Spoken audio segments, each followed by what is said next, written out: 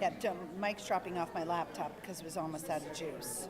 Oh, So give it. As so long you as- don't want to oh, start there yet? well, we can. There he is.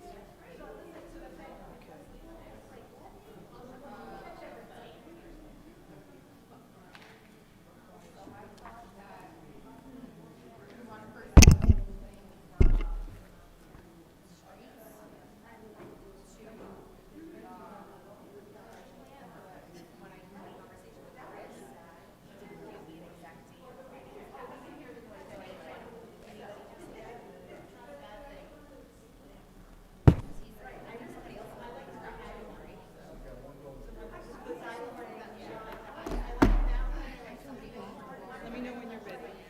I need like 2 minutes. We'll give him. Did you call him? Yeah, no pickup. So maybe he's driving.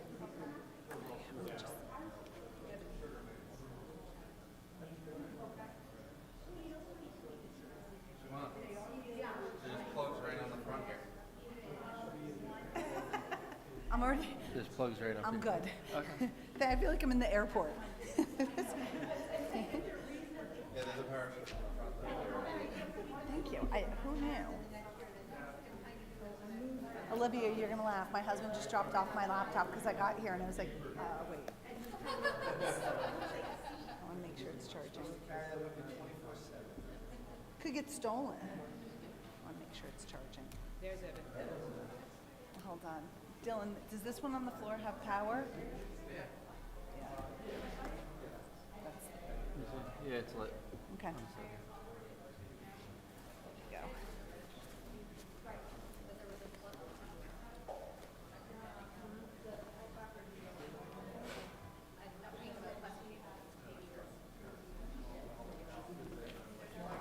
Let me know when you're No, on those.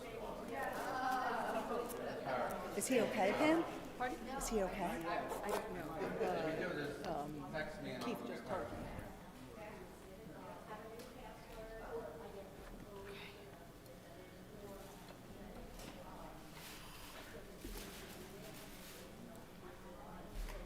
Ready?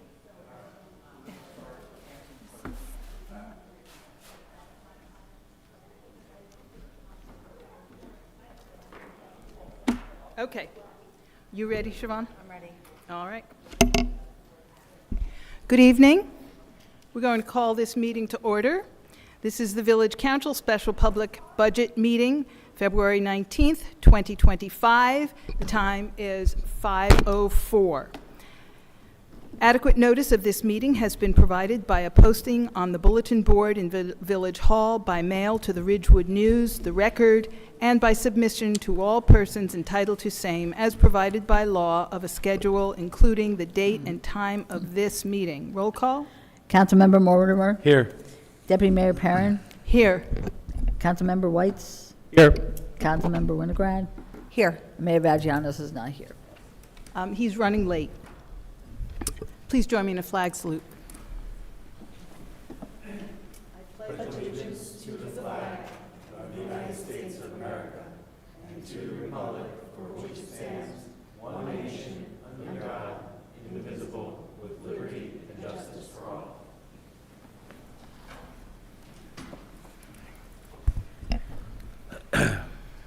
Do we have anyone here for public comment?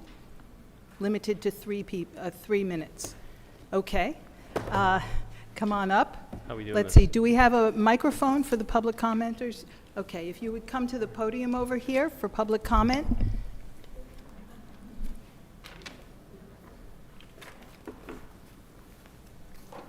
State your name, whether you're a Ridgewood resident. Yeah. Is that on? Oh, thanks. It's been a long time since I've been at the podium. Gwen Hauk, 176 Cottage Place. I'm here to talk about the community center and to tell you that I think if you're voting on a budget, how important it is to start at home. So you think about the community center, which is a division of Parks and Recreation. The community center is the home base. This is such a fundamentally legislative building, but downstairs is where we invite the public in a way that seems perfectly benign and unfrightening. And it's good for people. I think it warms our hearts. It sets a tone, a caring tone for the village. We socialize, we recreate, we learn, we seek counseling, we meet, and we gain access to municipal facilities. The Ridgewood Community Center hosts activities for, obviously, seniors, which is my favorite part of it, something that I always try to grow and help subsidize. And we subsidize it through programming and through funding. We are not federally subsidized like the library is. We really depend on municipal dollars.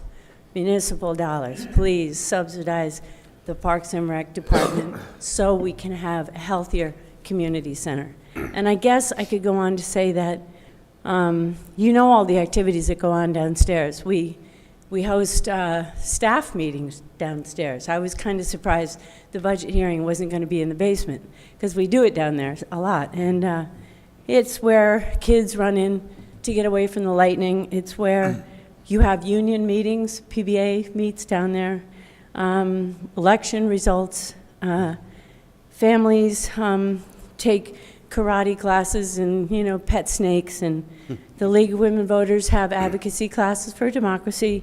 We have drum classes for blind people. We have, post-stroke classes.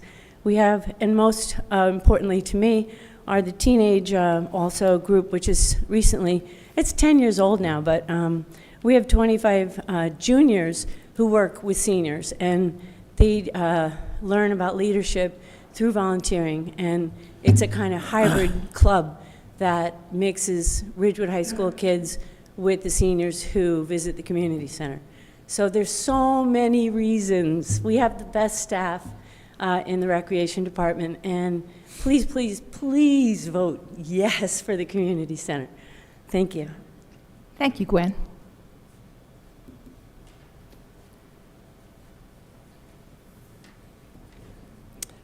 Hi, my name is Liz Cloak. I live at 383 Vesta Court, and I serve as the Vice President of the Community Center Advisory Board. Just to echo my friend Gwen, as many of you know, the Ridgewood Community Center acts as a social and cultural resource for our village, especially our seniors and middle school age children. Like all valuable resources, tipping points happen and adjustments need to be made. The current staffing model at the community center needs to be reassessed to allow for evening and weekend programming and larger community-wide events. Its current form does not provide for any expansion or changing demands, specifically the timing of these events, to judge our constituencies. When they want to use that building is not necessarily between 9 and 5. I conducted a very informal, non-scientific poll, and I learned that many of our comparable neighboring towns have 2 or more full-time staffers, and most have between 6 and 8 part-time or per diem staffers manning their centers. These keep programs running smoothly, but they also allow the regular staffers to work on existing programs, expanding programs, and reaching a bigger base. I think part of the problem is the person working there is running the events all the time. So the advisory board is committed to providing additional resources to expand programs, to make enhancements, and to support healthy and social interactions, sometimes with meals, sometimes with other things, but we can't be expected to fundraise for salaries for village employees. I would like to ask the council to look into increasing the general line support currently going to the community center, but also to, as you work through your budget, to look at the staffing and what the expectations of that staffing level. I would also like to invite you all right now for our first Lunch and Learn for seniors on April 22nd. It's sponsored by the advisory board, and it's paid for by funds that we raised, the Community Center Advisory Council, with our towel and bottle sale last year. It's our hope that these monthly social and informal get-togethers for our seniors will always be free, and we're going to look for local entities to sponsor them moving forward. So again, April 22nd, we invite you to come, and thank you very much. Thank you, Liz. And let the record reflect that Mayor Vagianos is now here.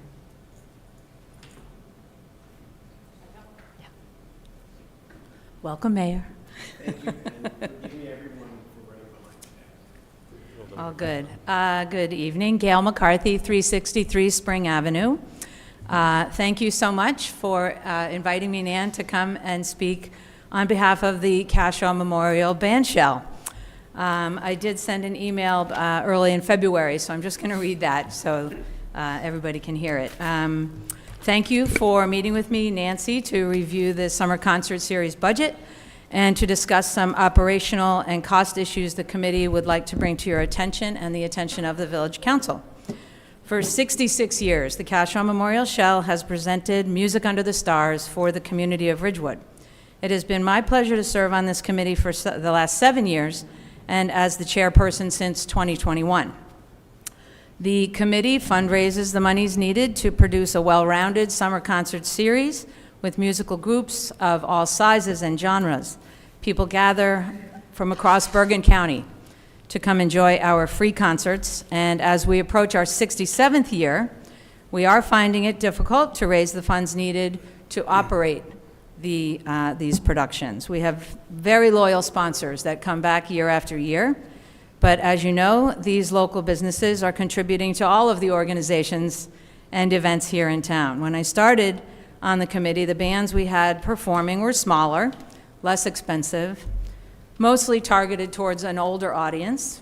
When I was brought onto the committee by our dear friend, dear late friend Jo Delaney, she said to me, "I want you to bring the young people to the Shell, kind of revive it." So, and we joke often, when Jo Delaney asked you to do something, you did it. So the Shell Committee has grown the concerts and the crowds, and we're enjoying a wonderful reputation as a premier outdoor concert venue in Bergen County. Bands are clamoring to perform. Several of you have sent me band recommendations, and a couple of them are coming this summer. I'm very excited. 2 years ago, our operational costs became difficult to meet with just the fundraising that we do to pay the bands. The operational costs, we lost one village employee staff. We used to have 2 that worked at the Shell. One ran the sound and one was there, to just operate the open, making sure the band shell was open and clean and all that. So we inherited paying for the sound, which was fine at first, but now it has gotten quite expensive. So we have one signal department employee at every concert who we pay out of our fundraising approximately $6,000 per summer. They do not run the sound.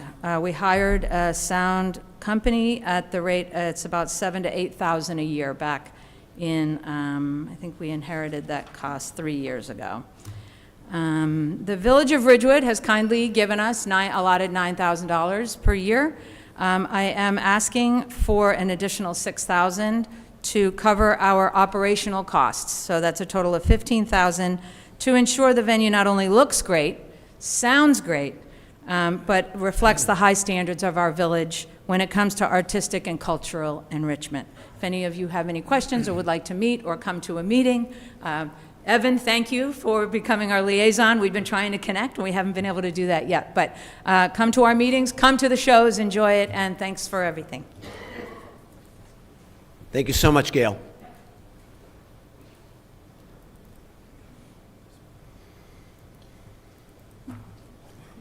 Thank you, Gail. Anyone else in the room? Oh, yeah, there you are. Okay, go ahead. My name's Rich Brooks. I'm a Ridgewood resident. Thanks for having me, and I'm excited about the next year for Parks and Rec. I've been the chair for about 10 years of the Parks Recreation Board, Conservation Board, and I've been a member for I think about 20, but I'm not really sure. A long time. At any rate, I just wanted to give you some thoughts about Parks and Rec as I see it. I read a research report the other day that said that millennial parents, when they interviewed them, they said that 90% of them said that a solid recreational infrastructure was important when they chose the place that they were going to live. This is the largest cohort in the population. Gen X is the next biggest. So if Gen Y, the millennials, is those people between 25 and 45, and then Gen X are the 45 to 60-year-olds, and then the boomers, of course, are old people like me and Paul. But that's a large group of people, but that's our target audience. That's who we're talking to. That's who Nancy talks to every single day. That's who Katie talks to. That's what Matt works for. So it's a big group of people. 137 million of these people around the country.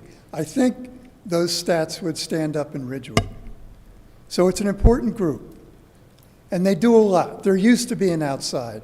We've been saying for the last couple of years that COVID changed everything. COVID changed some things. COVID made people notice that they were outside. But this has been an active group of people their entire lives. They grew up with Title IX. They're used to having organized sports. They're used to exercising. They're used to working out. And everything around them says, do that. So this is the group of people that we have to function strongest for. And we do. So I'm asking three things. Number one, we have to maintain and improve our existing assets. All of our parks and all of our public spaces need to be kept not only up to date, but in as close to pristine condition as we can. The wear and tear, as you can imagine, and you know, walk through Van Ness Park. You can see the wear and tear. It demands that we do enough to keep up. There's overuse. We need to account for that. So it requires different demands on labor as well as the machinery that we use. Finally, we need to plan carefully for the future. I would like a commitment that Nancy Bigos and her staff will be fully included in whatever development plans for the town garage property, regardless of how far in the future those plans will take place. And I'd also like to say, fix the diversion. It's been hanging over our heads for 15 years. Let's get it done. Let's put it behind us. Let's make it great again. Thank you. Thanks, Rich. You're on.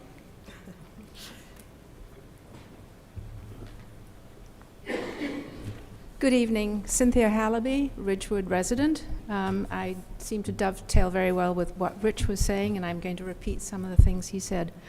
Over the past 12 years, I've had the great privilege of working closely with the Parks Department through the Conservancy, the Women Gardeners, and now with Project Pride. There's no doubt they are an extremely hard-working group, a great team, and they keep our parks and gardens in great shape. But the sad thing is, I really do need to address the essential issue of maintenance. We all know from our own properties, maintenance is critical and ongoing. It's time-consuming, it's often expensive, but it's essential for upkeep before things get totally out of hand. And there's one area, as Rich mentioned, that I would like to address in particular, and that is our Memorial Park at Van Ness Square. Clearly, over the past few years, the needs of our community has changed, and many more people are outdoors enjoying the fresh air. As a result, this park is in much need of an overhaul, or at least a major maintenance job. The park was restored 25 years ago, and now desperately needs work. As an example, the bricks on the pathway are very uneven. The soil has washed away from underneath the benches, leaving the footings showing by about a foot. And all the plants around the area need to be either severely pruned or added to. So we're all making a tremendous effort to make our CBD more attractive and vibrant. And I feel that with increased staffing and funding, the Parks Department could address this and other important maintenance issues. So thank you for your time and your consideration. Thank you, Cynthia. Anybody else? Dylan, do we have anybody on hybrid access? One person. Bring him on. Christina Milian. Christina Million, Ridgewood resident. About the budget, I wanted to ask about potentially considering investing in school resource officers, SROs, for our elementary schools. Our 6 elementary schools currently do not have them, and obviously they're one of the most vulnerable populations.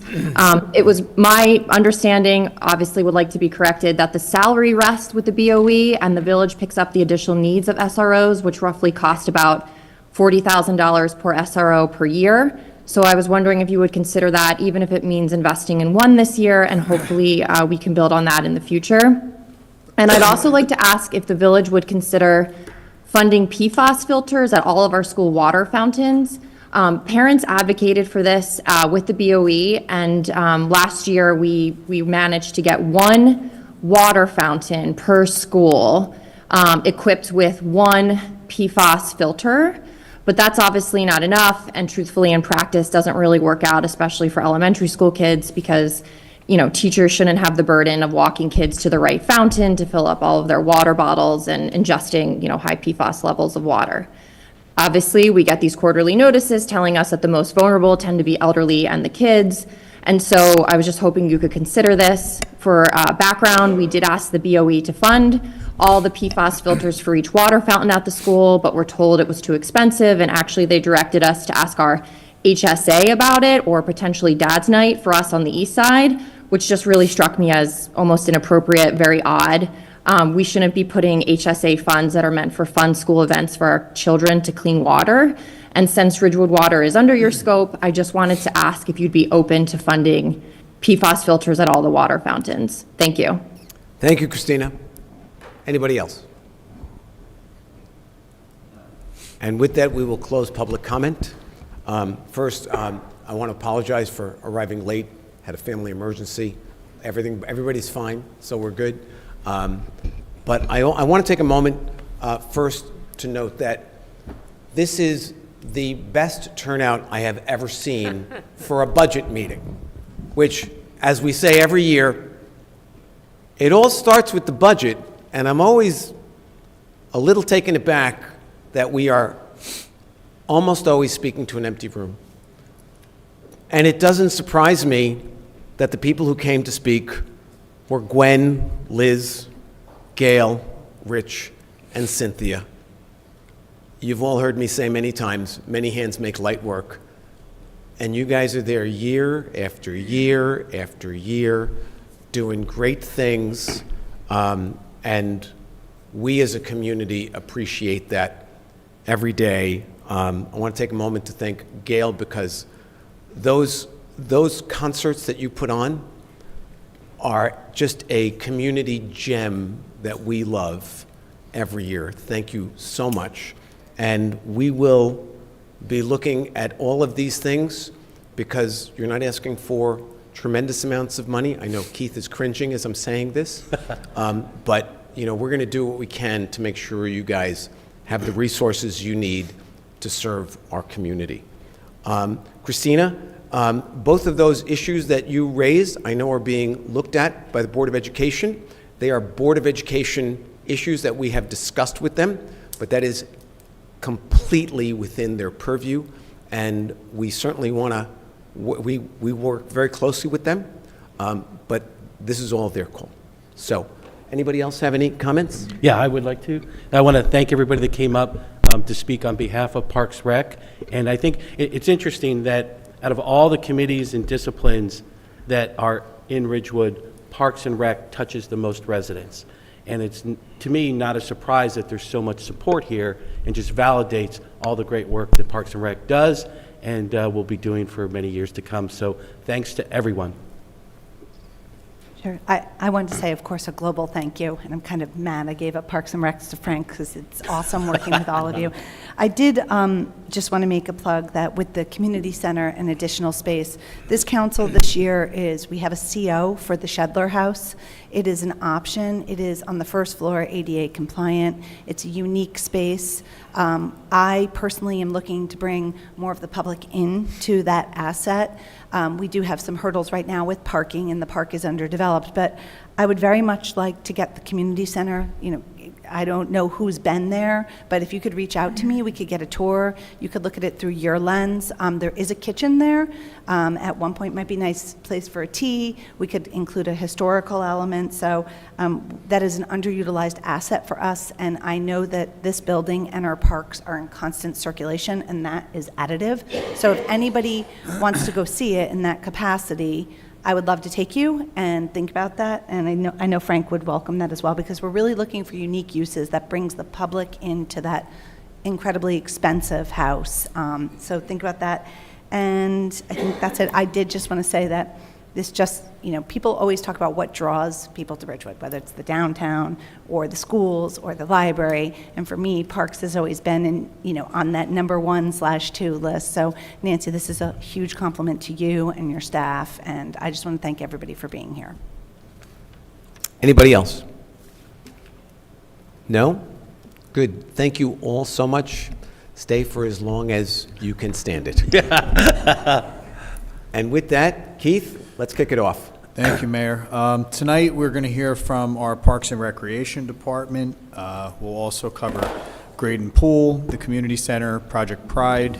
Following that, we're going to hear from Chief Lyons with the Police Department budget, from Director Rooney, from the parking utility, and then we'll have a few other areas to discuss with regard to trusts and accumulated leave and our staffing levels and compared to last year. So with that, I would like to call up our Director of Parks and Recreation, Nancy Bigos, along with Katie Fry, our Recreation Supervisor, and Matt Andrula, our Park Supervisor. The A team. Or I should say, actually, the B team.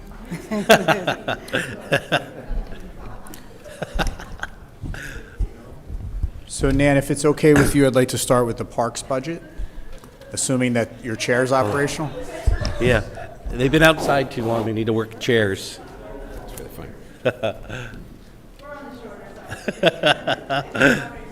It's okay.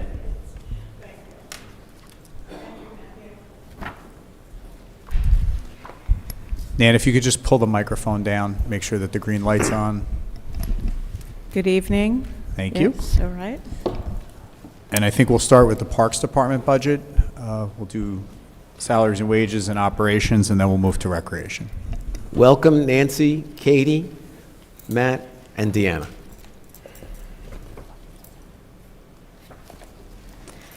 Okay, so I had a different approach for tonight planned. Sorry. Okay. Can I start with my approach, and we'll come back to parks, Okay? if that's all right with you? Sorry, sir, we should have talked about this before I wrote my notes up. But anyway, I wanted to start tonight with gratitude. Gratitude for the understanding and collaboration and support of my village council. Gratitude for the leadership and expertise of my village manager and CFO. Gratitude to my fellow directors, division supervisors, and all of the employees that dedicate their time and energy to our Parks and Recreation Department and my village.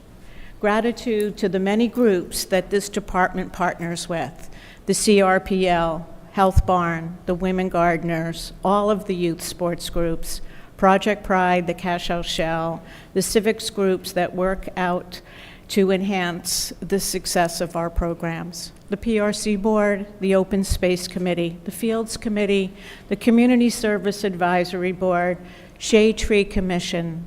This all is under Parks and Recreation. Gratitude to my staff. Each one is dedicated and believes in our mission of providing quality programs, services, and properly maintained parks, fields, and recreation amenities for our residents. We are on our way to making a difference in this community. We have spent a lot of time and energy in improving our infrastructure and our park system, and I'm very proud of where we are today. I want to share with you briefly, if I could, Village Manager, some of our accomplishments just this last year, quickly, but I think it sets the tone for where I am in asking for my request in my capital budget. So this year, I'm proud to share with you a brief overview of our projects. Those of you know Musco Lighting and the LED system, not only for all of our sports groups that utilize this facility 4 seasons of the year, but also for the varsity men's baseball and our women's softball. Citizens Park, thank you, Matthew, and your team for renovating, remediating that old field, removing brush, shrubs, overgrowth, leveling the ground, bringing in new clay benches and grass area, all of this done in-house. It's such a great improvement. South Pleasant Park, or Hawes, right, depending on who it is and who you are, complete renovation this fall. So the entire playing area, the benches, sod, new trees, it looks amazing. I hope you've been there and seen it.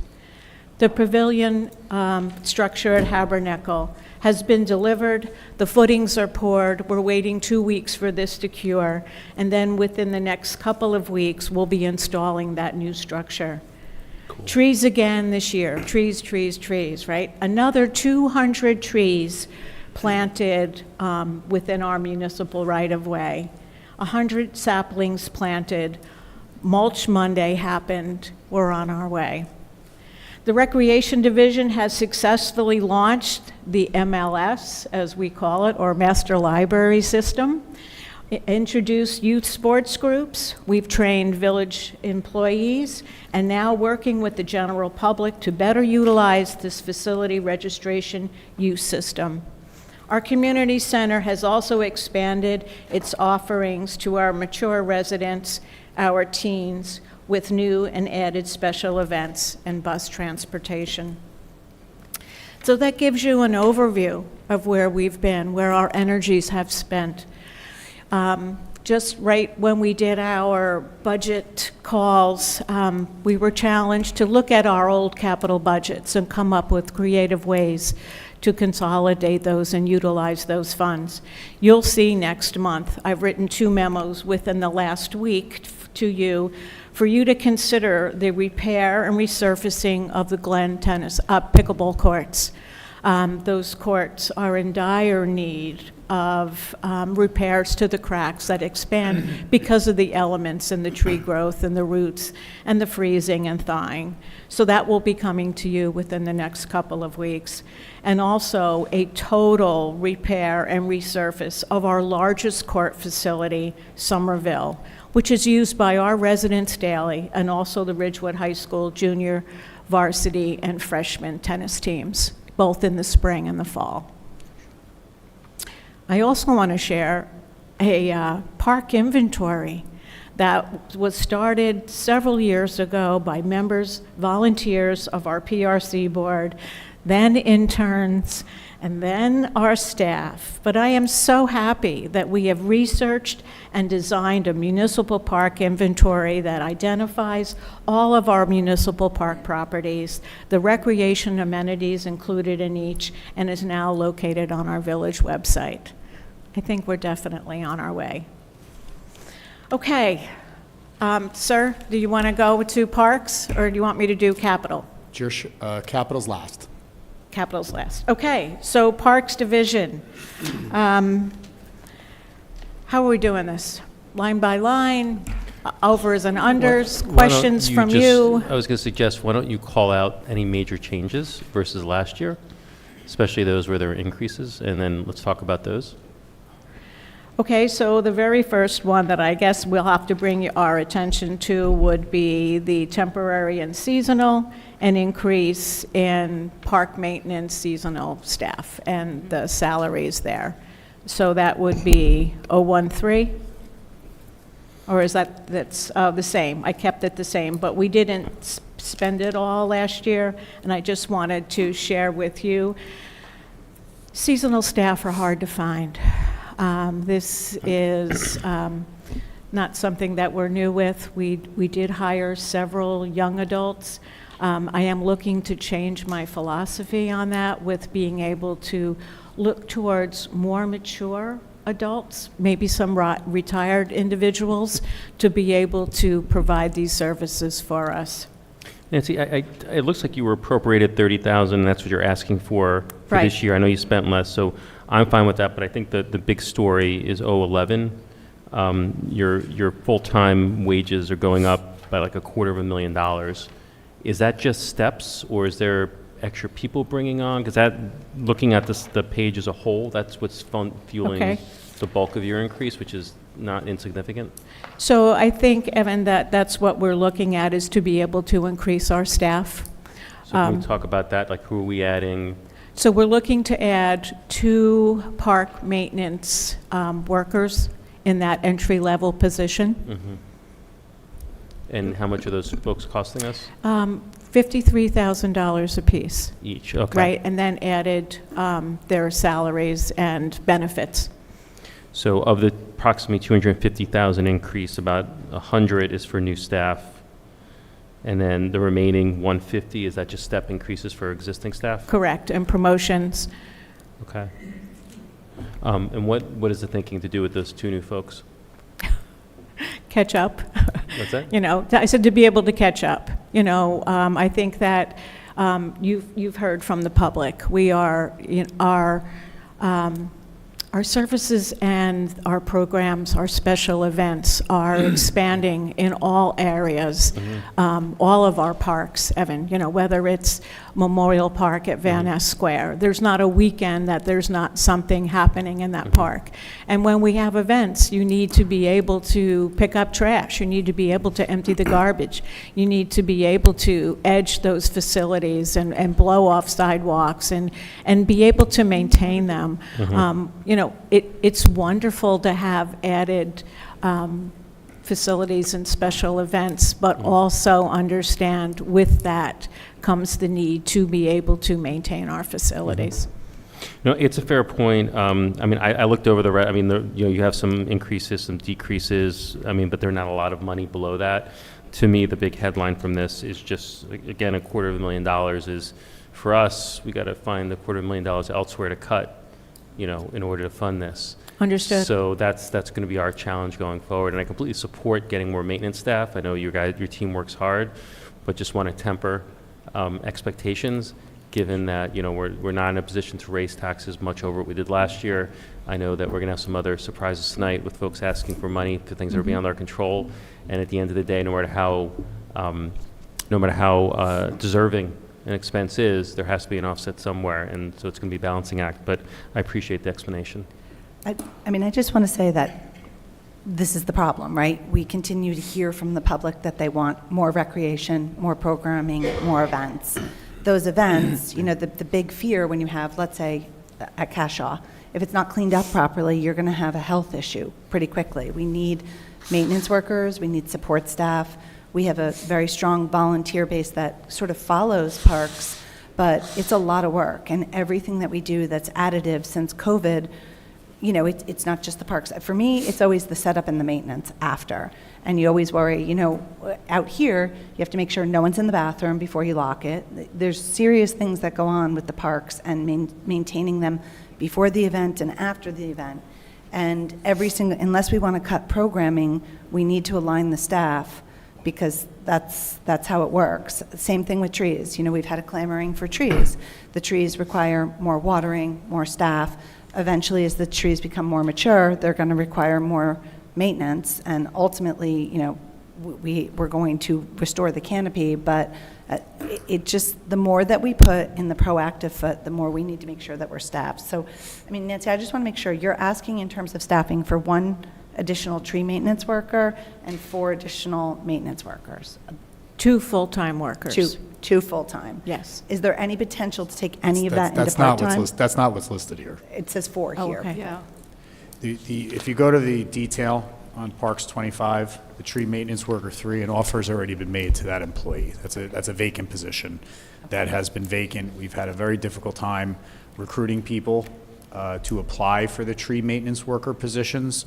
So we were grateful that we had a former employee who is interested in returning to work here in that capacity, and that offer letter is already So been line 13 presented is to a that done employee. deal. Correct. And just to jump in on this, so does that mean that, and, because the 150,000 for steps and promotions seemed high to me. I mean, I don't really know. So, you know, according to this, it would seem that of the 250,000 or so increase in that line item, it's actually about 220,000 that is for increased staffing. So just want Mayor, to... if can we I just go to could, the if I could Please just jump in. finish the detail? Oh, I'm so sorry. Thank you. So can I So- just ask a question? That position's good at 72,000. It's already in. It's already increased. Okay. We're ready? Yep. Okay, so if you go to the detail, line 24, which is the bottom salary request, the starting salary for a maintenance worker position in the Parks Department is $55,073. The one that would be a replacement is for a vacant position that currently exists on the staff down there. And then the request is for 3, as it's been budgeted for, is for 3 new maintenance worker 1s. That's the increase in line 011 in the detail for the Parks Division. Does that include the 1 worker that we lost this year? Yes, so one of those replacements, Deputy Mayor, is accounting for that. So I'm prepared to fill that position because it was in last year's budget. It'll be retained in this year's budget. The decision that needs to be made is whether or not the 3 new positions, which in fairness to the Parks Department existed years ago before we had to make some additional cuts back then, but this is to restore those 3 positions. And do they have, oh, I'm sorry.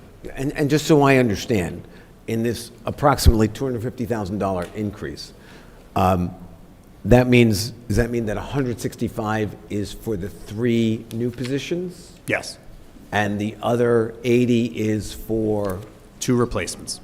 And There's a $72,245 tree maintenance worker, which is a replacement. That's the offer that's already been made to the employee. Got it. And then there's a position that has not yet been filled that is vacant on the table of organization for the Parks Department for that. That's $55,073. So are we talking about 5 people? Altogether, new body counts, yes. Got it. And then there are 1, 2, 3, 4, 5, 6, 7, 8 people who are on steps, existing employees. Got it. But the vast majority of this is for the 5 people? The majority, the increase, there is a request for 3 new positions that have not been filled in a number of years, and there are 2 employees who we're trying to replace. One is a tree maintenance worker, the other is a laborer. So it's, and again, I'm just trying to get my ducks in a row here. It's really 3 new positions that make up the bulk Do you have the of that. detail up for that, for the staffing for the Parks I Department? do. It's effectively Yeah, 100. if you look at the 4, I'm 125 sorry, is Councilman, done. if you look at the 4 bottom Right. requests, Right? the 5573s. Yep. There's 4 of those. Yep. One of which is the employee we just recently lost. And then up above the 72,245, that's for a replacement of a tree maintenance worker, which we've had a difficult time recruiting someone to take that position. So to make Nancy whole, as of last year, it's minus 125, effectively, right? Because you have 72 and 55. And then there's the replacements of 2 55s and then the added ask of 155. So we're really not looking at, in the 2s, she's effectively asking for 2 55s and then going a little bit further and asking for 1 more 55. because And the offer's already been extended. And I'm glad we're addressing this now, because when we get to staff counts at the end of the meeting tonight, there's going to be a comparison of last year's staffing to this year's staffing, which is going to detail what you see here. But we're currently, it looks like about 13 people this year, and we're adding 5. Two were part of the plan. The tree guy has been missing, and Right. offer's been extended. That's like a done Well, deal. was that budgeted last year for the tree guy? It'd be a body count of 3 additional from what we had. at Right, backfilling 2 plus adding 3 new bodies in an Correct. department of 13 existing full-time employees. You hit the nail right on the head. Got Okay. Did we budget last year for those 2 positions that we're backfilling? No, we pulled them out. Oh. For the ones that are being replaced? Yes. Yes. So they were in there, so we're paying for those 2 already, so that's fine. Yes. Yes. Okay. So it's the 3 $55,000 positions. So it's that 3 are, new that are, full-time. that are new requests. Although, as I said before, in fairness to the Parks Department, these positions existed a few years ago, And we took but they them were away. cut out of prior year budgets. Is there a way to think about part-time employees or another, because listen, I agree with Siobhan. I'd love to hire these 3 people. It makes all the sense in the world. It's just at the end of the day, we got to pay for it. So is there a way to do this cheaper? Can we make do with part-time folks? Is there other ways around it? Because it's not just then their salaries, there's also benefits that we got to pay for those folks too, I think right? that's an operational question. Yeah, I mean, we certainly can explore that. Microphone. Oh, we certainly can explore that. Okay. So I don't want to keep beating the dead bush, because I know at the end of the day, we got to look at revenue to see where our bottom line is. I'm certainly supportive of hiring folks, but again, my view is that there's only so much money to go around, and there may be some tough decisions that have to be made at the end of this. Yeah, and I just think it's important to note of the wide scope of services that Matt's team provides throughout the village. You know, it's like a lot of times you think, oh, it's just the parks, but it extends beyond that. I mean, like, even like some snow removal in some certain places, and things like that. So it's just, it really impacts our town, and so I think that that's important. And I think for the public watching, there's $125,000 that's backfill, that's owed for the operation to be current, because that was in last year's budget, and then there's an additive ask of the 55 times 3. I just want to make sure, because when the public watches that and hears $250,000, they sometimes panic. Well, and I think we fleshed out that of that $245,000 increase in that line item, 80 is not really optional, because that's steps and promotions. So it's, and again, when I say optional, in other words, what's potential? Nan, how long ago did you have these 3 extra positions? I know Keith said that we had these positions, they were cut, and I'm just curious how far back that goes. If you can give me a guesstimate. So I want to say that it probably went back to when the Parks and Recreation Division under Dr. Grabert's went back that far. Under, Yeah, did you say Ken Gabbard? yeah. That's So, back. so that was when we had the full contingent, right? So we've been trying to bring ourselves back until that, and was that 2018? I'm not sure how long ago. 2010. Okay, thank you. layoffs. Yeah, that was a Okay. long time ago. So, we've been trying to add back after we had lost a major part of our staff at that time. And we keep asking. We keep bringing it forward, keep bringing it forward. Last year we had the opportunity that we had hired an employee, and he was with us 3 months provisional, and it wasn't acceptable. So we terminated him, so that position is still there. Good staff are hard to find. That's the truth. Yes. And one of the issues that Nan and I have discussed in these budget meetings leading up to tonight is the fact that, we have made significant investments in our parks and our fields. And our youth sports organizations have also made considerable investments, especially in our baseball and softball diamonds throughout the village, and I would expect that to continue based on conversations with Scott Muller. But, they make that initial investment, then we have an obligation to make sure that it's being maintained to protect the investment that these youth organizations have made through their nonprofits. So, we're trying to come up with a plan, and whether that's what's presented before you tonight, and once we have final numbers going into our March 12th budget introduction, or a combination of full-time and part-time, to be able to supplement that, we're looking at all of those options. I just want to, because we'll pay for it if we don't, it's not just youth sports either, it's the Conservancy and all the other donors who support us, women gardeners. I mean, Parks is the recipient of a lot of third-party money, and I think the goal that we're still talking about is sponsorship, because ultimately it's going to need that, somebody could sponsor a park and it could be branded that way, because we're going to need, it needs more money, because it's getting more use, and there's no doubt, but I also think Parks is the most heavily subsidized by third parties with donations that way. We get a lot of outside money, which we're very grateful for. And I agree with that. The only caveat I will say is that having sat in a meeting with representatives from the Youth Baseball and Softball Association, Matt's crew has an obligation to maintain those fields 3 or 4 times a week. Right. There's a lot more pressure on the sports fields than there are in other areas. Not to take away from those areas, because that area, they need maintenance as well.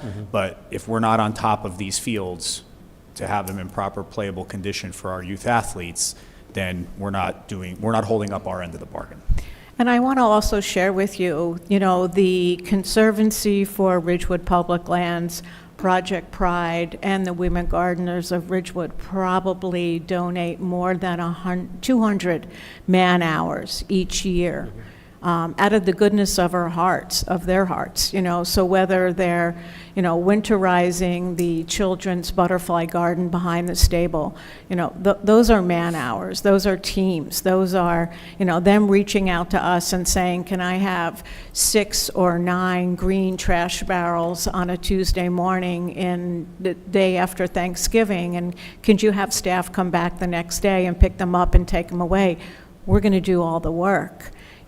This is what I tried to share with you in my introduction today. That's the gratitude that I have, and I am grateful for my friends in this part of the room right now, because it is the volunteers that make a difference for us in the Parks and Recreation Department.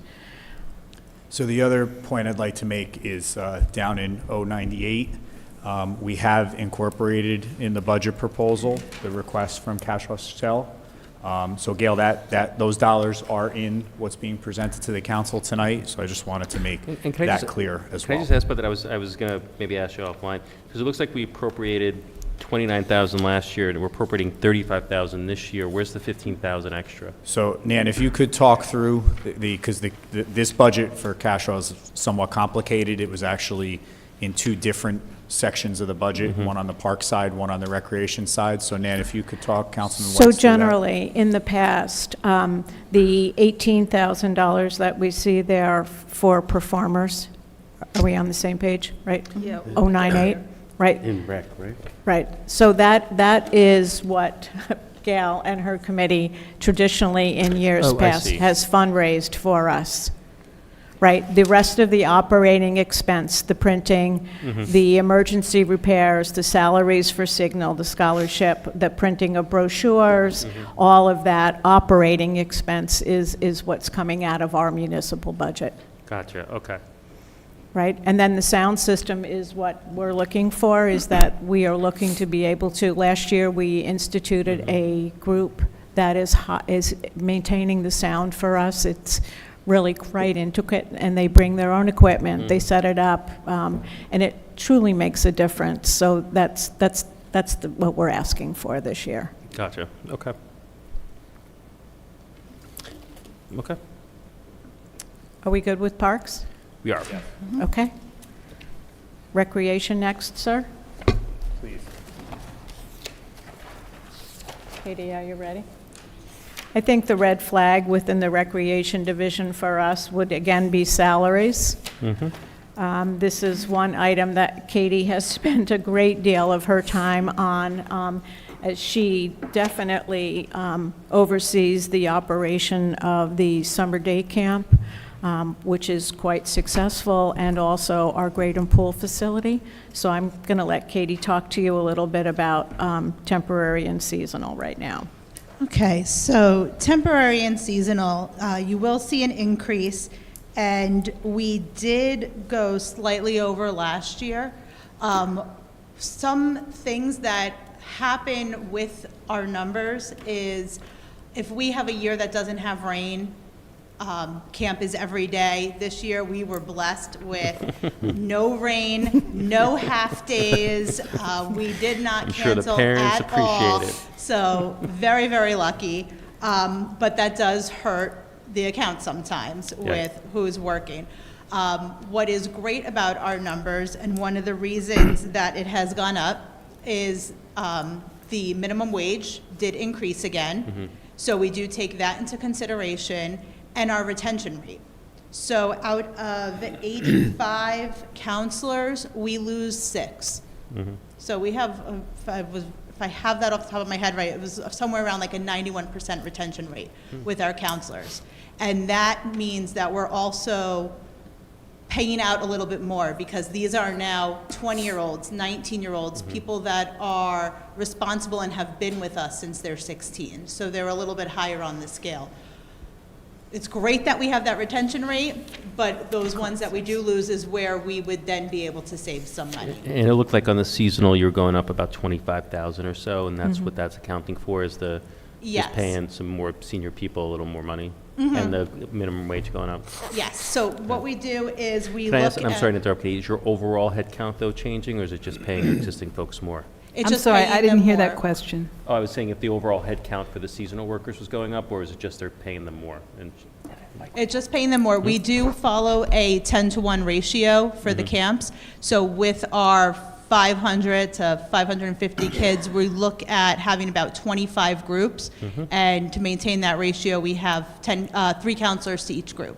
Okay. So we carry 75 counselors. We do have some that are there as substitutes if needed, because there are kids that do go away. But for the most part, it's 75 counselors a day, 5.5 hours a day, 29 days out of the summer, and then our 3 administrative counselors who put in 200 hours, because it's that additional 29 days plus 8 hours of training, and then they do interviews. So we took all of those hours and the average salary rate, and this is what we came up with. And if you deduct the minimum wage increase and go with last year's average with this formula, it gives you what we actually spent out. Gotcha. So this is a little bit closer this year.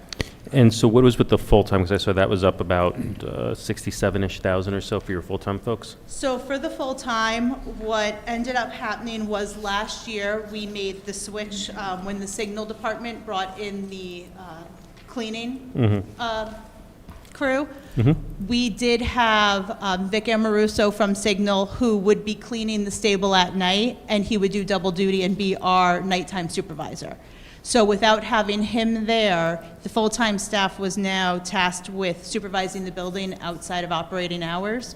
So that is for, when you look at the night and weekend use, what we did was we looked at payroll from last year and everybody's hours and all of the meetings. That is for when Ridgewood Lacrosse is there, baseball meetings, anybody at night. The amount of hours that they did times the average rate of our full-time staff, that's the number that we got, that 4250. But that's for overtime. And that's, yes. For overtime. And then we also looked at, we just broke it down a little bit more so that we knew what we were actually spending. Looking at the special events for Earth Day, Street Fair, and Downtown for the holidays, we took what we paid out and the 3 events, and that was the number that we got. And then for the village committee meetings, while Nancy does serve on those boards and goes to them, it's not a matter of supervising. That is for when there is staff that goes and takes minutes. So it's their overtime as well. So we just added in everybody's time that they put in on payroll with our averages, just to make it a little bit more real based off last year's numbers, so we knew where we were going this year. Okay. Yeah, and I do see you actually spent, about 15, 16,000 more than you were budgeted last year, so that makes sense. Okay. So Katie, I just have a question for you, and then over here. So obviously, missing on the budget is the fact that last year we increased the pricing, so for the day camp. So where would we see the revenue offset of that? And because last year we increased the price. So the day camp goes into Rec Trust. Okay. And what we do is the registration goes into an account, and we take that and transfer it into the rec trust so that we can pay out for the buses, the field trips, and everything out of there. T-shirts for the kids and the operational part of it. So we pay the counselors out of this account, and then operationally, materials and supplies comes out of our 030 on this. How much came in for the summer badge sale last year? Maybe get it for you. tomorrow. And I'll then get it for the second question is, with the space and the utilization for the meetings, is there any thought process with the overtime of moving some of the nighttime meetings to here, because this building's open all the time? Not like, obviously not parks, they should meet in the building, and I don't want to like box anybody out, but this building has more open rooms, and if we're opening it for people and paying staff, maybe we could have like one building of the night, so to speak, like it could be here, and then, I mean, I've been in the stable when there's 3 meetings going on, I've been in the stable when there's 1 meeting going on, but if we're using, you know, particularly for lacrosse or for baseball, if this building's open, we would gain the efficiency of it being open and then not have to pay the overtime staff. Does that make sense? Absolutely, and it's something for us to consider. Yeah, and I'm sure as Master Library expands, maybe we should just think about that, having a building of the night. And by the way, the Shedler House is available for nighttime meetings when we open the Shedler House. I'm going to keep saying it. I just want to introduce Ms. Winograd, the real estate agent for the Shedler property. It's just an idea, man. Yeah, that's a good point. Evan, any other items within the Recreation Division? No, like I said, it looks like virtually all your increase was the full-time and part-time budget, so, yeah. What are the rentals on the overtime for 3,000? So the rentals is any time that somebody, a private entity, rents it for a birthday party, the weddings, our art gallery receptions, it would come out of there as well. Now, we do also put the money into that, so it is supposed to be covering it, so it is it's an overflow if we don't have it. If that makes sense. I don't know how to explain that. I have a question. I think it's in community center. And I know we're getting to, I just want to make sure I'm not missing it, is our senior programs, and are they budgeted for in community center or Yes. recreation? Okay, good. Yes.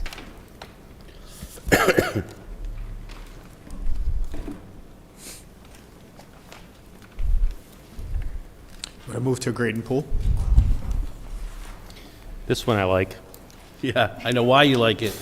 Nothing makes me happier than negative bottom line. But I do have a question with it, Nancy. Like, I mean, that I know that you've done a great job of making sure that we're fully staffed with lifeguards, while nobody else in New Jersey seems to be able to do. But how did you drive down the for line 13, your proposed budget for salaries there, temporary and seasonal? Katie can explain that to you. A lot of work. So what happened with that was, and the reason we did go over last year was we were still budgeting with the 12 guards that we had been getting. Last year, we were blessed to finally get enough to staff 18 guards each day, which means that every single zone is operational, and that we have enough people there to safely do dives, backboard, and entertain larger crowds. I know that in recent years, when we've only had 12 and then somebody calls out and now we have 8 guards, we've had to close zones, and then people are mad the diving board's not open or the shallow section's not, they can't do laps. This allows us to fully operate. So what we did was taking 2 guards, we got a larger number by budgeting for 18 this year. I was able to whittle that down to, if we have 16 guards, which gives us all 8 stands open, but then we cut down the days. So we've been doing it looking at a 94-day operational season. This we based it off of, I went into the calendar and looked at when we would actually have all 8 stands open, which is the entire month of July, the first week of August, and the last week of June, when we have the camps and the swim teams there.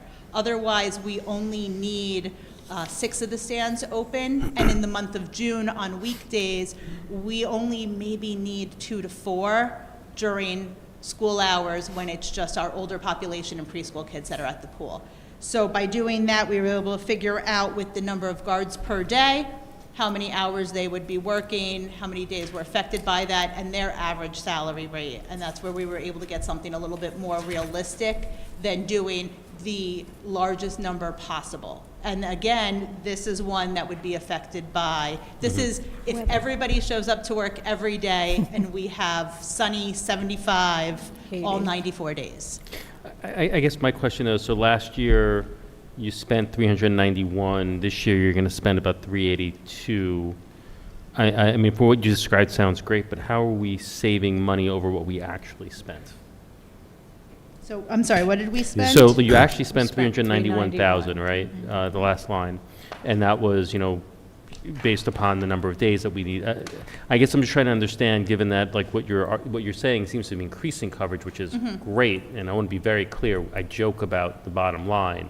But at the end of the day, if it compromises safety, I don't care about the bottom line, right? But I'm wondering, to Frank's question, if we actually spend 391,000 on temporary and seasonal, how we're going to have more coverage but spend less. Well, one of the other things that, with that bottom line, is the badge and security staff, and that is actually reduced because we have been tweaking those numbers. We had a great management staff this year that did a phenomenal job leading their team and being able to place them and work the security better. We've also switched it where we now have, instead of maybe 3 dedicated posts, a walking security guard who should be combing the beach and looking everything. So we're able to reduce those numbers a little bit. So last year That line item in and of itself is being reduced by 20,000.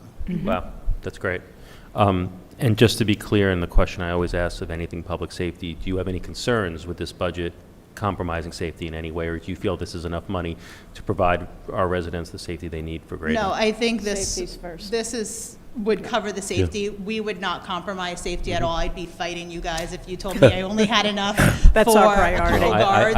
I will beat you up on maintenance staff occasionally, but Right. not on Safety. lifeguards. No, the Thank you. safety is Thank you, a Evan. non-negotiable for us, and I feel comfortable with being able to have 8 guards on there with the administrative staff, and the fact that we were able to count out all of the chairs. It's just a matter of, this would, if we couldn't operate, it would just be a matter of closing zones down.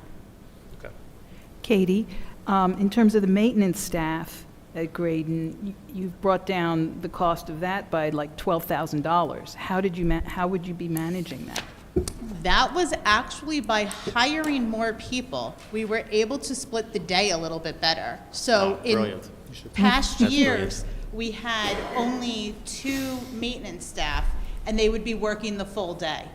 And we had about 6 young gentlemen this year, and we were able to break up their day that we could have them come in for a couple hours in the morning, get the bathrooms cleaned, help drag the beach, get everything ready to go. Then we would just have our full-time person on staff. We could send them home, and then we'd have afternoon people come in and do another short. So instead of doing a full 8-hour day, we would have maybe Staggered. 2 people with staggered hours. That's great. That's brilliant. I just want to say that you creatively adjusted your workload with your staffing to get the most out of using less people, which is something that you don't always see in the public sector. And I'm really impressed with not only what you did, but how you explained it so that even I could understand it. Lucky that I am not an accountant, so I really had to spell this out for me to make it understandable for you. Trust me, I don't always understand what the accountants say. So, Can we get Katie to look at police and fire next year, maybe? I just also want to add, in addition to like a great pool experience, being the mom of 2 young adults, this is an enormous first job experience for many Ridgewood kids.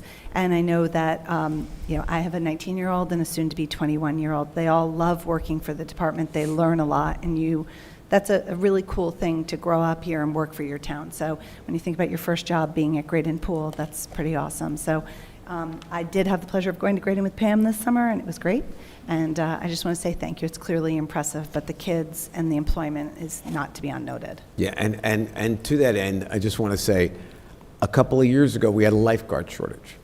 We remedied that We did. by increasing their per hour pay.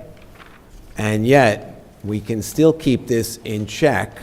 And I know that many pools across the country still have a lifeguard shortage. But by increasing pay, we're not one of them. And yet you've figured out another way to save money, with safety being of paramount importance. And I will say that I was smiling when Evan was asking the question, because I knew what the answer was. I don't always know what the answer is, but thank you very much for that. The community appreciates it. Fees for recreation were $371,000 for '24. Thank you, Bob.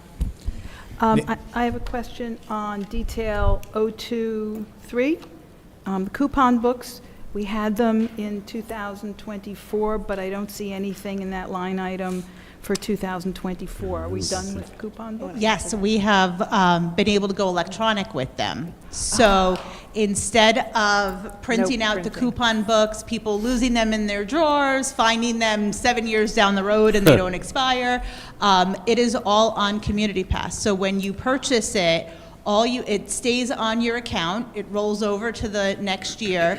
The badge staff is able to add and subtract from it, and all you have to do when you fill out your guest paperwork is tell them that you have the coupon book that shows up on the account, and they're able to plug in the numbers to redeem it. That's great. Okay. And then on detail 029, Goosetown radio rental, what is that? That's up by 30%. I mean, it's not that big an expense. That is brand new. Last year, so we have been working with hand-me-down radios, which have been generously given to us by Fire and OEM. They don't always work the way we need them to, and they're quite staticky. Goosetown Radio does, it was actually suggested to me by Jeremy Kleinman, who, with all of the radios, they have worked with them. And Goosetown was able to deliver us a smaller radio instead of the large black ones. Smaller ones that have a great frequency, everything comes across clear, you can make calls on it. It was a lot easier for the staff to handle them. There were less mistakes on the radio this year, and it was a great rental. So we wanted to put that in there to show you that we want to be able to do that year after year. And on 050, the purchase of other equipment, what are rescue tubes? Rescue tubes are the long red rectangular lifeguard tubes that you'll see them. When they're on the stand, they're usually wrapped around them. Or across their sitting on laps. it. Yeah. It's another flotation It's a device. life-saving device. Reach, throw, row, go. So you use them to reach. Yeah, right. Or go, in our case. Okay, thank you. Any other questions on Graydon? Nope. Okay, we'll move to the community center. Before Nan gets there, we do have a letter that was sent around by Renee Watson, the HILT president, so I'm just going to share that with the council while we talk about this. Go ahead, Nan. Okay, so this is relatively pretty easy if you would look at this, right? I am, the only addition I would have would be the request for overtime for our staff within the community center.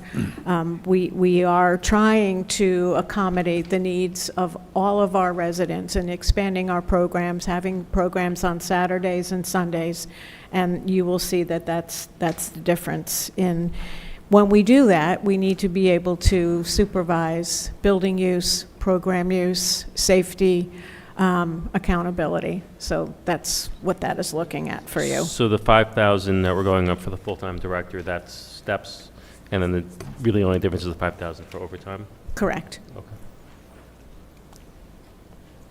That'll cover weekend and nighttime programming. Is Deanna the only employee at the community center? Correct. Mm-hmm. She's everywhere. Employee Yes, she of the is. week. So I have a question, and it's so interesting that this letter comes to me now, and I know I've spoken to all of you about this, that our seniors are a group of people who contribute so heavily to our tax base and get relatively little. And our programs are terrific for them. But relative to the amount of money that they give in taxes, 2/3 of their taxes are for things that they don't use. How can we increase services and programs, and especially programs, for our seniors? What do we have to do? Do we need to hire somebody? What do we, and Deanna does a fabulous job, but she's a one-woman show. And you know, I look at the seniors and, which, oh yeah, I look in the mirror and I see a senior. I think we all do, sir. Yeah, and yeah, I wanted to take. This is a conflict of interest. Evan was, yeah. I was ready. Yeah, that's right, I know. But what would we have to do to increase programming? And I know I've had this conversation with Deanna, with you, that I've looked at other communities that have an even more robust senior programming than we do. And ours is very good. What do we have to do that? So I want to tell you that I believe Liz Cloak explained that to you in her testimony this evening. And I walked in late. Oh, I'm sorry, for that, because so for, she most I missed it. certainly, she Missed most it. certainly addressed it. So would just for the benefit of the tardy member of the council. Sorry. Would you repeat that or summarize it I'd for love me? for her to repeat that because it came from the public. Liz, would you mind coming back to the mic and forgive me? It's here. I never walk in late to these meetings. Of course, the one that I walk in late to. I need you to go to the mic.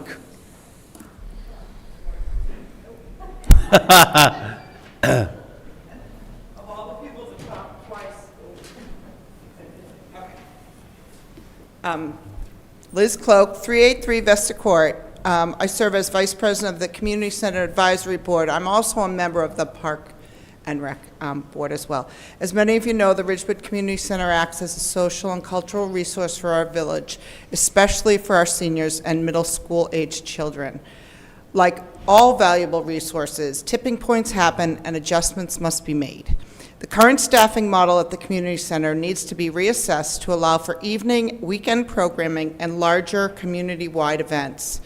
Its current form does not provide for expansion or changing demands, specifically timing of programs or something called the weekend. I conducted a very informal, non-scientific poll, and I called a bunch of neighboring community centers to get their staffing models.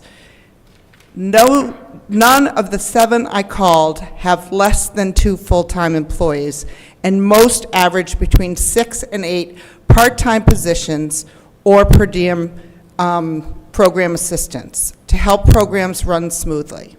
The advisory board is committed to providing additional resources to expand programs, to make enhancements, and to support healthy social interactions with meals and other enhancements, but we cannot be expected to fundraise for salaries for village employees. I would like to ask that the council look into increasing general line support as well as staffing resources for the community center more carefully as you work on a budget. I would also like to invite you all to attend our first ever Lunch and Learn on April 22nd, sponsored by the Advisory Committee, with funds that we raised last year with our towel and bottle sale. It's our hope that these monthly social informal get-togethers for our seniors will eventually be sponsored by local entities moving forward. Thank you. Thanks, Liz. And this, and so it's so interesting, and forgive me for taking a moment. I had breakfast with somebody whose mom lives in town, is a member of HILT, and she and her mother are so grateful. Mother is 84, vibrant, young, wonderful, and the programming that we put on and that HILT does and the volunteers put on has this woman living a wonderful, full, enriched life. And I know that we spend a lot of time on our kids, on the schools, on the fields. I'm a huge advocate for the fields, as everyone knows. What do we have to do to make our very, very good program even better? So that would definitely start with additional staff. You know, even if we started with the part-time basis, right? Full-time assistant for Deanna to be able to, you know, expand the program offerings. It's a challenge for her, oftentimes, that she is split between two different facilities. Some of her day is at the stable, where she's part of our working staff. She's answering the phone, she's got residents coming to the counter, she's programming, she's planning a bus trip. Then there are days when she's attending an age-friendly workshop. And then there are days that she is escorting a bus trip. You know, so it's a lot of responsibility, a lot of varied duties, and she goes back and forth. Our staff, like I said to you earlier today, are incredibly dedicated and loyal employees. I have seen... There's none better. I have seen, believe me, I have seen Deanna, and I am liaison to the Community Center Advisory Board, and you know, she is running from one thing to the next. So to answer your question, Mayor, it would be additional staff would be, and the opportunity to be able to talk about it and have support. Yeah, and that's what I was going to say with the talking about it. Like, I would suggest that we have some kind of special meeting, which we could hold at Shedler, because I heard that's a good place for meetings. Thanks. And then just take all the parties together and let's brainstorm what we could do. Keith, do we have, I'm sorry, do Can we I have just another? ask for one thing? Just one quick, Sure. do we have another budget meeting since our last? One more, wait. 27th. One more. And what I'd like to see, and I don't know where it's going to go, I'd like to see you guys circle up and come back with a proposal for staffing money to make our program a premier program for our seniors. They pay so much and get relatively little. And I know, as Evan points out all the time, you want another X amount of dollars, you got to take it from someplace else. I really get that. But I'd really like to see that, because I know the difference it makes in their lives. And again, forgive me for spending a few extra minutes on this, but this is something that we all know is really important, and we don't do a lot to expand it. So with your indulgence, Keith, would you mind if we did that and brought Nancy and company back at our last meeting? They're available, if the council wants. I also, could I just add, like, granularly, Liz, I'd love to know the 7, and because if we're going to be looking at this, I'd love to get an essence of who the 7 are, what their programming entails, if the other districts pay out of pocket. So just, you know, more detail about what we're benchmarking again. And then to look at it holistically, I think we have to incorporate some of the programming that the library does, because we need to be mindful that Parks is one element for seniors, and I agree with you, they deserve and should get more, but they get a lot, they just don't get as many dollars. So, like if you went to Wyckoff, I know my mom lives in Wyckoff, and she does a lot with seniors. They just sounds like a gang, but they do pay out of pocket up there. So if we could, without making it like cumbersome, I'd love to see the equivalents. And I too. Right, so that's one thing that we have to talk about, is that, you know, seniors are owed a greater portion of our tax dollars, but other structures in other towns, because I have 2 seniors living in other municipalities, it's sort of like the HSAs. You either get all in, which is Ridgewood, right, super nice, but then other programs have dues. They even have sessions where they have to pay for access to like a forum where police and fire come, and we do that more incorporated. So it's, you get what I'm looking for, just sort of like so we can see like how great we are all in, which I feel we have to be mindful that all seniors should be all in, because when you start to affix membership and fees, they opt out. Certain ones opt out, and that's isolating. So that's what I would just be interested, and I'm available to be helpful too. You can just email me. There's something else that I think will inform this discussion, which is the survey of the seniors regarding their usage of the senior bus. That'll tell you what things they want to see or go to and attend. I don't know what the timing of that is, though. Will we? It's imminent. Okay, because I think that'll tell us a lot about what their preferences are.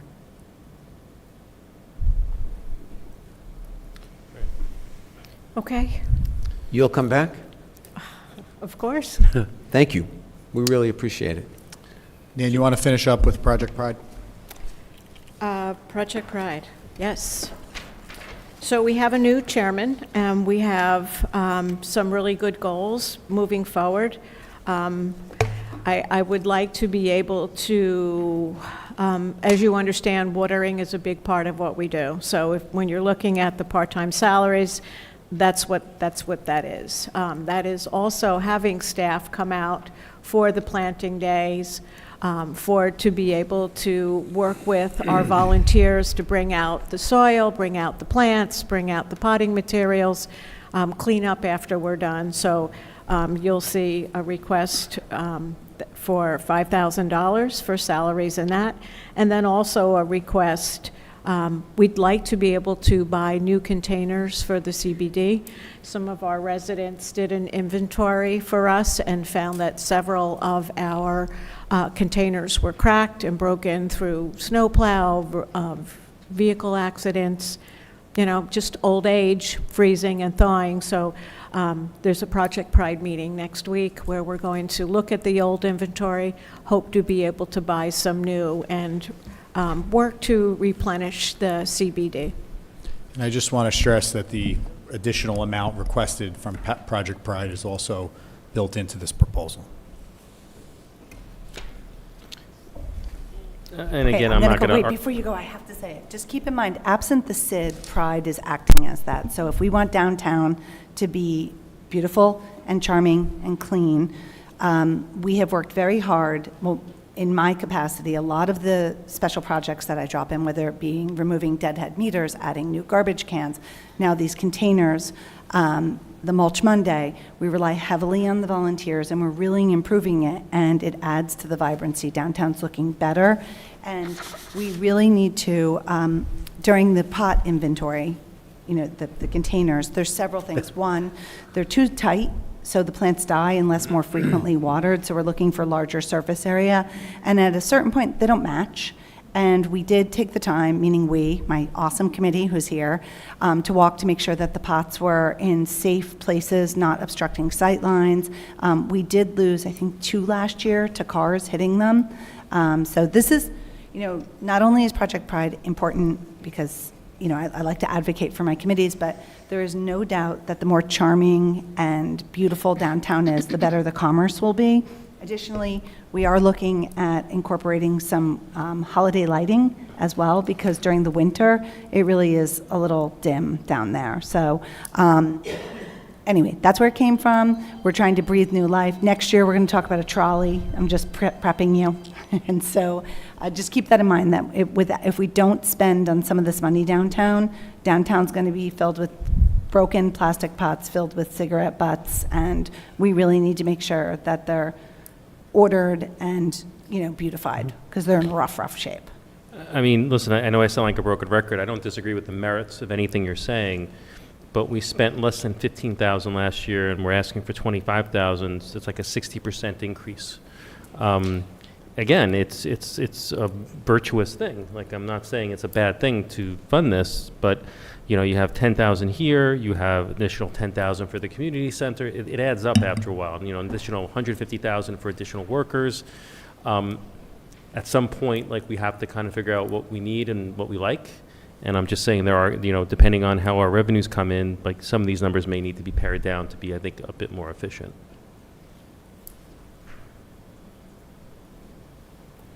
Any other questions for Nan and her team? We'll go through the capital. Yes, sir. So as we continue to focus on the infrastructure within our park system, I do want to bring your attention to the requests that we have before you this evening. The first thing that we will be requesting for you is to be able to finish the Graydon Pool fence. This has been an item that has been brought to your attention in the past, is to be able to finish the fencing along the berm. That right now is a temporary plastic fencing that really does not serve a purpose for security within our facility. It's important that we have one point of entrance and exit in order to maintain the numbers at the pool, have accountability, be able to work that emergency system that we have in place. And if you can hop over the fence, it's all null and void. So we'd like to be able to do that. One of the things that we've also found is within the infrastructure at Graydon is that bridge that was installed in 1999, those timbers are starting to decay, and they've been painted to hold themselves together, but they're deteriorating. So I'd like to be able to replace those timbers and also the awning outside of the manager's office. So those are 3 infrastructure items that are under fencing, fence, berm, and upgrades for Graydon. What kind of fence would you put on the berm? I'd like to be able to put the similar steel fence that we have The black? around the, yes, Uh-huh. yes. And I'm going to have to be able to work with the engineering department on the rule by order, right, to make an exception for that, but I am certain that, you know, at this point, we'll be able to figure it out. Just, it's a matter of location, whether it goes on top of the berm, which is out of the floodway, right? In the past, I have asked to be able to place it along the outside of the berm, so I'm going to have to work with engineering to get a permit by rule in order to install this, but it's important for us to be able to control that facility. I did see it myself when a child went missing, and everybody had to go look over at Maple Field because there wasn't a contained area. Correct. And so that was chaotic. And the sunshade replacement, are you putting a sunshade where the tree was taken down? Correct. Okay. So what we're looking to do, this is actually multifaceted. We have several different shade systems. I'd like to be able to add an extension to the children's area and increase the shade in that area, and then a freestanding, alone 20 by 20 structure where the ash trees have come down. Sadly, you know, the emerald ash borer has eaten into all of the cambium in our trees, and we lost several at Graydon, and those were those big heritage trees. But they, as you could tell, they were infected and they needed to come down for the safety. But in doing so, you know, we're pretty bare now, and we have planted trees and are, you know, looking to be able to sustain that. But it's going to take a while. What's the Groundsmaster 5900?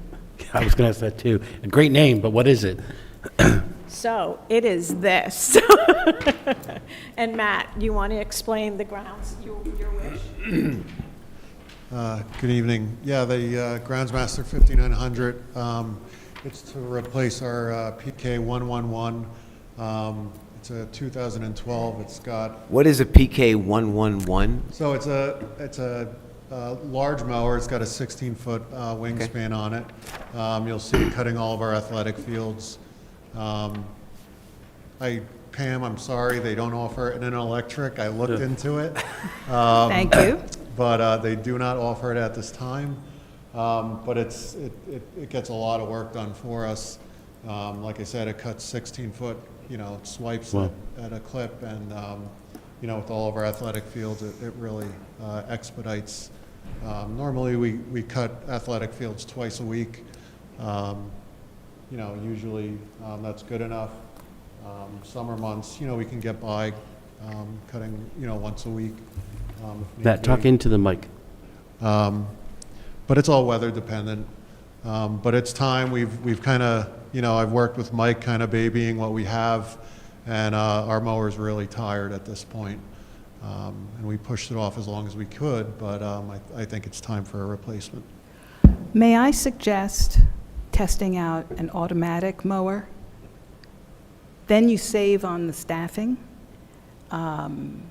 There's that place called EcoQuip, I think, just over the border in New York, and they're happy to come and make a presentation.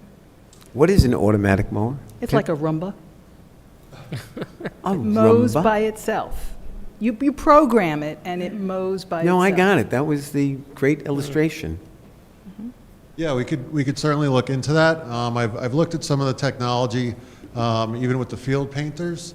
I have some concerns, with kids running around the field, but it's certainly something that we could look into. Yeah, give it a test.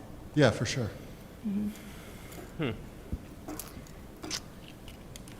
I have a question. On the sunshade replacement, Pam and I spent a little time at Graydon on Labor Day last year. The single largest comment made was, where's our tree? We need more shade. Relative to, and of course, we're planting trees, but that's going to take decades to replace. Relative to the amount of shade that that tree provided, how much shade are we providing with this replacement guesstimate, rough and dirty? Is it equivalent? Is it close? Is it a fraction of it? You can go see the base is that you have a shade receptacle where the tree is. So you can see the surface area. And when I went to go see where the fence was, I was like, oh, look at that. There it is. That's where the place is going to be, yes? So it's like a half a triangle sail. So I don't think it's going to be as big as the tree because the tree had the canopy both ways. So it's pretty much where we hang out when we go. But what would you say, Katie? Maybe 40%? Yeah, it's a 20 by 20 shade sail. And if you look at to the right of where the tree was, we have the one canopy by the swim lanes. It would be similar to that. I would be able to show you, I do have pictures from when the tree came down and just from taking of Graydon that would probably show us the cast of the shadow that the tree gave us. But I would say it would be just slightly less. It's not going to cover all of it. And if anything, I think what it's not going to cover is the playground area. And I'm just, this is just the one sunshade. Yes. So the price that we put in is actually for four shade sails. This is, we want the one dedicated for that side of the pool by the swim lanes where the tree was. Right. And then the others are the shade sails that could attach to the bases that we already have to extend the area. So this is for more than one. Yes, it ends up being Got it. four. It's one lone structure and then the three add-ons. Which, if we needed to, I think we could have the discussion about, do we do two of the add-ons on the Linwood Ave side and use the third shade sail to increase it on the beach side? And I'm just, now, and Siobhan threw out a number of 40%. You had just said that it's not quite as much, which sounds more like 80%. Just, and again, I just think you're your best guess. And I'm not I told you, I'm not a math person. I don't have the I figures in front of understand. me.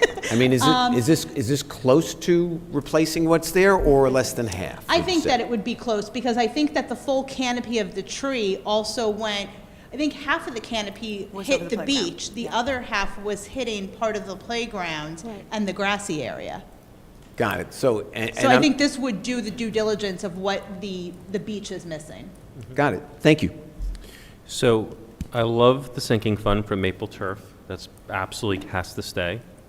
I've lived in Ridgewood long enough to know that you don't mess with trees, so I have no issue with residential tree planting. Well, let me ask you this, though. What are your 2 or 3 priorities, Passon? If Keith comes back to you and says, we can't afford all of this, what are the two or three things that you absolutely need to have for next year? Well, as the director, the most important thing for us would be probably the fence security and safety at Graydon, and then the playground for Habernickel. The playground for Habernickel is a replacement of that wooden structure that's up there. We did receive a grant from the Department of Community Affairs, Local Government Improvement for $68,000. So we were looking to be able to match that 68 with the 139 for the $192,000 that the playground's actually going to cost us. So the cost is astounding. We have to act on that Right. because Yeah, the because- clock is ticking. Correct. On the eligibility for grant. that money to remain available down at the Department of Community Affairs. So I also, I'm sorry it's late, but I feel the need to say this, that was an accessibility grant, and as the Access Chair, we've had several parents highlight the fact that there are no accessible Ridgewood playgrounds. The Bergen County playground that had the red swings has taken the swings down and caused, and clearly that's terrible for the child in need of the swing, but it's also meaningful for the sibling going to the park. So this grant was fully supported by all of Fields, all of Parks, and Access. And so we've secured a grant to make us whole. We need to do it. And then there's the social obligation that it will be an accessible playground. I also just want to say, because for the public watching, for Shade Tree, we have to go with that capital spend, otherwise we don't plant anything. And the line item for that, outside of saplings, which is totally different, is for 200 street trees, which is great, because if we get another 100 saplings, that puts us closer to 300, which is what we want to be at. So going back to my question, that leads the sunshade replacement and the groundsmaster 5,900. So towards the bottom of the wish list, am I right? Okay. Ooh, we'll really hear a lot of complaints without shade on the deep end. We hear a lot of complaints if we come back with a 6% or 7% tax raise too. So I'm just trying to figure out priorities. The other thing, Again, I just want to stress that the capital requests don't have an impact on the tax rate, other than the 5% down payment on any of the spends that we decide to incur.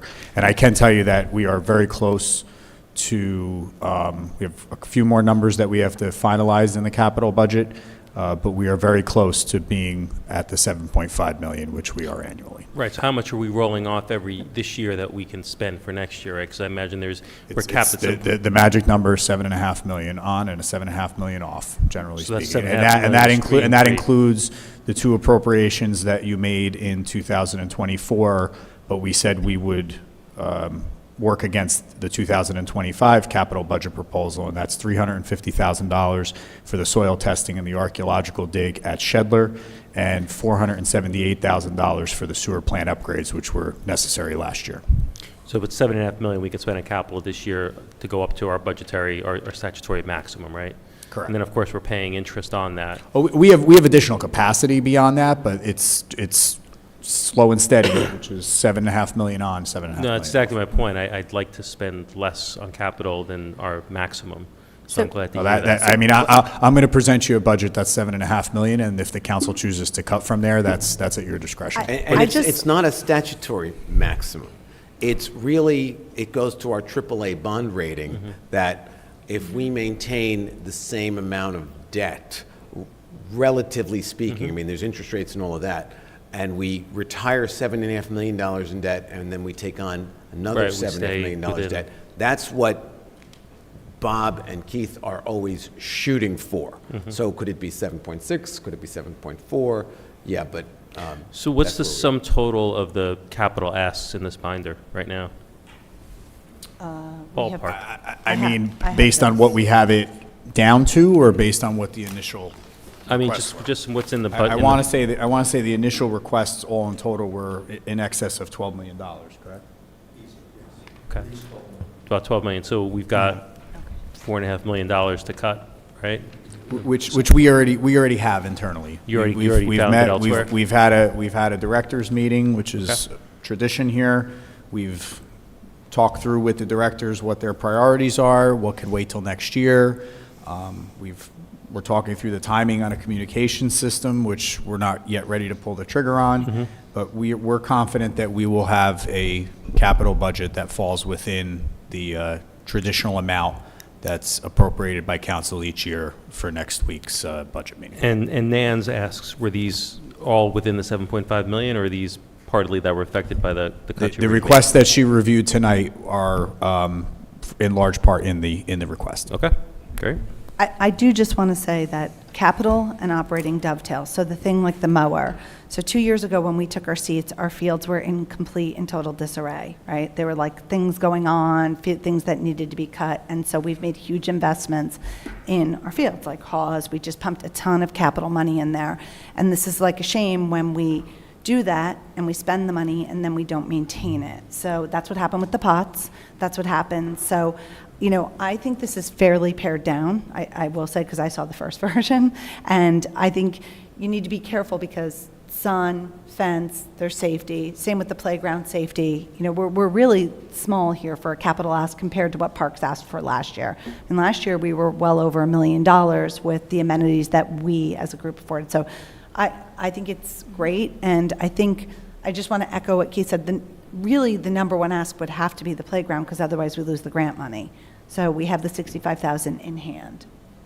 And I know we talk a lot about fields, but when they go unmaintained, that's when we hear a lot of complaints. And you know, Upper Citizens was really dealt with, and our lowest lying field with Hawes was really improved.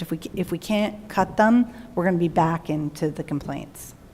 And I'll also say, several of our parks are in need of invasives being taken care of. That's not part of our operating or our capital budget, and some of our parks will never look the same.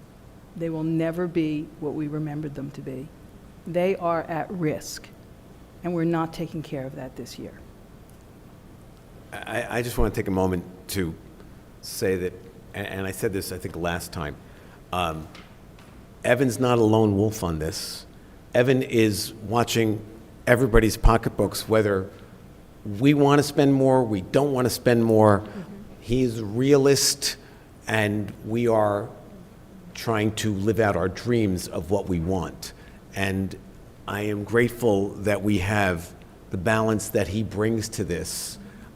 His clear-eyed, sometimes painful view of, yeah, we want that, but we can only go so far. So again, and I'm asking for lots of stuff too. So, like I said, I want to support the fact that I am so happy that he's looking at this like this. And also, that's why I'm also glad that, as Keith has told us at Open Space Committee, that the diversion may be taken care of by the end of the year, which would really put us in a better position. Mm-hmm. Yeah, I mean, think of all the other grants that we'd be eligible for once that's gone. Yeah. Heather's got it. This is our year. She has got it. Stay tuned for an update March 3rd. Anything else for Nancy and her team? Just thank you again. Thank you. Thank you.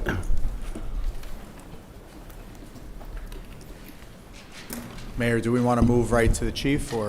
Well, first, I want to make sure, Matt, do you have any problem with anybody in the finance department? You good? Okay, just want to make sure you're good. And I think this is a good time to take a 15-minute break. We're going to keep it to 15. Chenzo, forgive us. And this way we'll get a better view of what you're doing.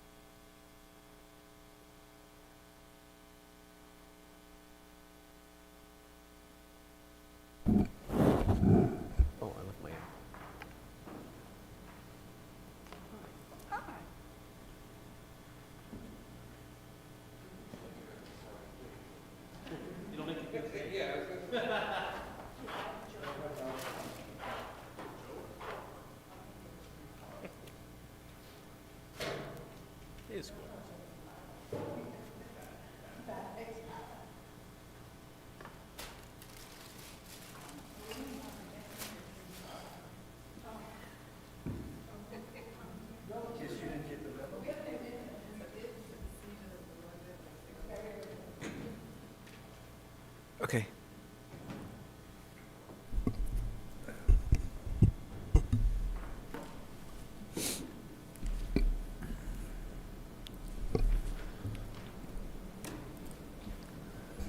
Everybody ready? Yes. Just do a roll Heather? call. Do a roll call. Yeah.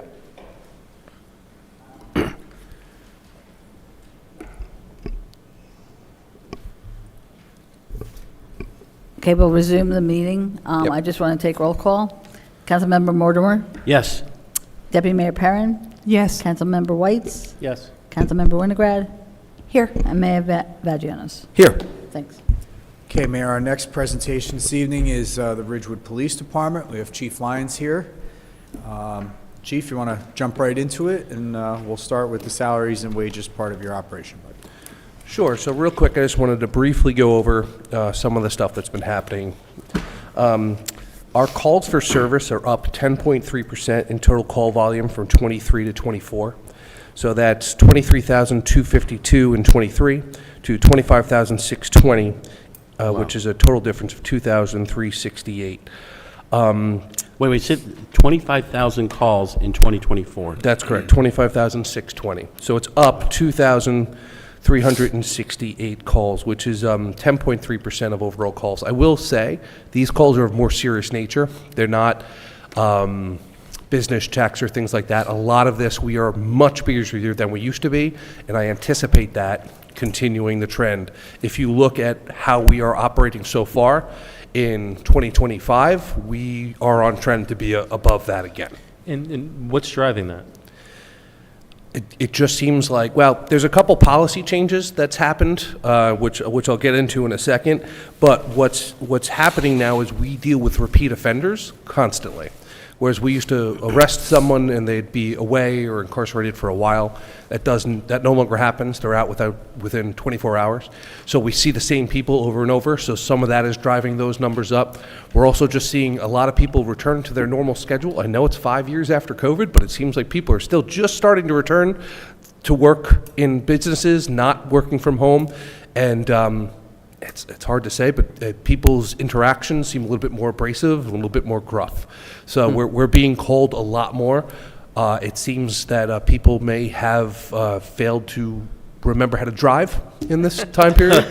We're having a lot more accidents than we used to, and these roads are the same. So it's not like the roads are changed or like things have changed situationally where we're like, oh, this is a defect in the road or the roadway.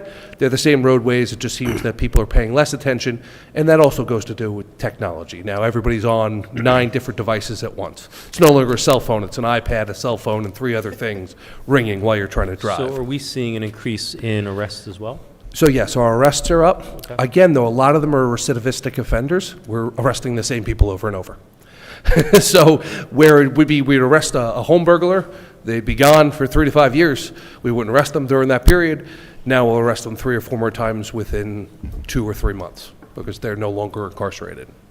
The other main thing that I just want to put out there is we're seeing a seismic shift in policing from reporting to licensing to training and the technology that's changed. Every cost is way up. Everybody's capitalizing on, well, this is the new technology, and this is what you have to use, and this is the cost, and this is the 15% a year contract that goes up every year, 15%. And you're like, well, that doesn't seem fair. And they're like, yeah, well, we're a sole source provider, so deal with it. And that's happening everywhere. It's obviously not just a Ridgewood thing. And it's actually not even just a New Jersey thing. It's a national issue. But I will say, to my eyes, and I'm obviously not in every profession, but I don't feel like many professions have ever undergone this type of shift. Since 2020 to now, the shift we're experiencing is no other way to say it, but it's a paradigm shift. You've now taken to regulate every facet of policing, and by regulating and mandating every facet, you've increased budgetary items, you've removed police from the road to do training, which then creates a hardship on the officers because each officer who's on the road has to take more calls for service because other officers are off on the road. So we're kind of in uncharted waters. The policing that I was hired into 22 and a half years ago is no longer relevant. It is a completely different time to police, and everybody's kind of navigating that curve. But as we go through these numbers and what we're doing, there are major shifts, and a lot of it is not, oh, the police chief decided to add this and to buy this we're just actually trying to maintain and keep up with the current trends, and it is challenging. It is much different than it's ever been. But just to go over a little bit, the administration functions, and I think I've been speaking of this for a couple of years, every year they're going up. So now we have licensing, without getting up into it too much, but there's a whole separate computer system that does the licensing. That takes up 25 to 30% of my time. It never used to exist before last year. Now I have to focus solely on that, and I'm not the only person who does that. What do you mean by licensing? Every police officer in the state of New Jersey now has to be licensed. So like an attorney would have a license through the Bar Association. Now the police have a license through the PTC, Police Training Commission.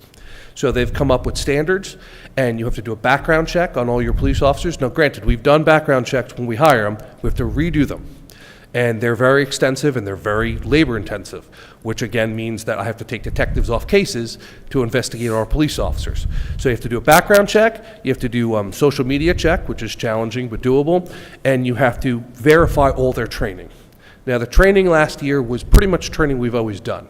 That's changing this year. They've added new training, which will come at a cost. Next year, it's changing again. They're adding more training. I'm anticipating, and I don't know this for a fact, I'm anticipating every year they're going to add a little bit more training. But the side effects of the training, first off, let me get this out of the way. Training's fantastic. I'm fully behind the training, and we're very good at training. But the problem is, as we train officers, they're off the road. We don't have a large enough police force. No one in this area has a large enough police force to actually maintain patrol functions and train at the same time. So you have to bring officers in on their days off to train. That costs a significant amount of money. And the biggest problem is, instead of saying, oh, maybe 2 hours, 3 hours, they've put in 16 hours of defensive tactics, 16 hours of active shooter, 32 hours of training for 43 people. We're currently at 43 right now, which is 6 people below. That is not the fault of this council. You've authorized me to hire. It's extremely hard to hire. But I'm just trying to get you to understand that policing has seismically shifted. So I know a lot of people look at it and be like, this is a smaller town, which we are. We're large in this area, but smaller in the United States.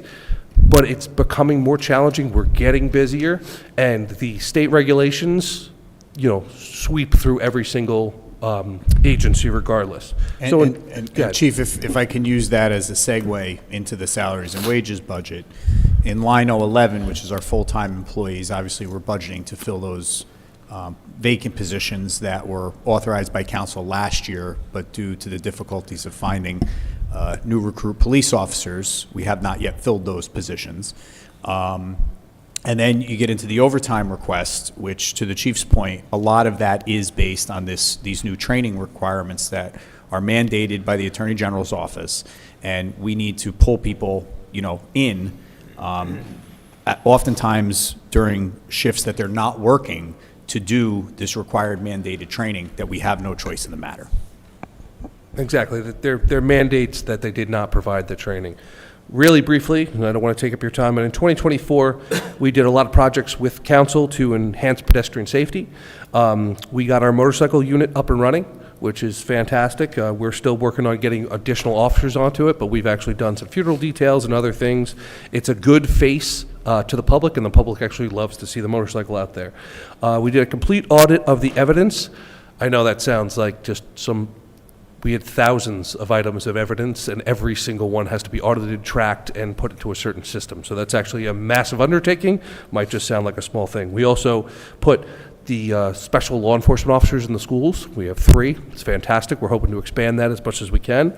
And last year was the first year of licensing. So it was a major undertaking just because it was new. It's going to be a major undertaking every year, but last year was especially difficult because no one in the state even knew what was supposed to happen.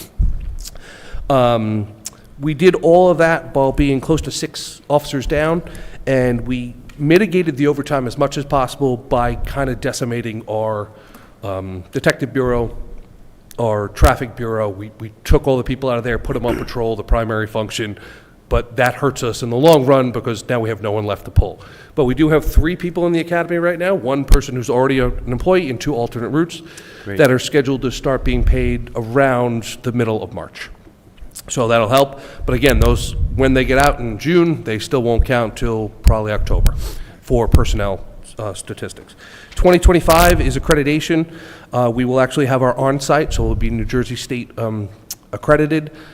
Again, it sounds minor. Every single policy and procedure we did had to be reissued. So the police officers have to reread every single policy and procedure and sign off on them. So it's a massive undertaking. Chief, if I may just interject there, I just want to point out with the accreditation piece, the accreditation piece not only is beneficial to bring the department standards up to current levels, rules and regulations are all updated. It also helps us with our insurance premiums. So when we go in and, let's say that the police department is hit with a lawsuit, the Joint Insurance Fund can then defend us by stipulating that all of our rules and regulations, all of our policies and procedures are up to date, current, and have been professionally reviewed. So when we go to court and we have an attorney defending the village and the police department, everything is in order when it's presented as part of the testimony during a potential trial. So the Joint Insurance Fund really values the accreditation effort on the part of the police department. So that is another benefit. And once we are accredited, we'll be able to submit that paperwork to the JIF and potentially experience a savings there as well. That's great. Yeah. Recruiting, hiring, and training of new officers. So obviously, we've just stepped up our recruiting efforts. We actually partnered today with Bergen Community College. We had one of our captains and our sergeant there, and they were handing out information on civil service exams and what the alternate route program is, just to get interest in.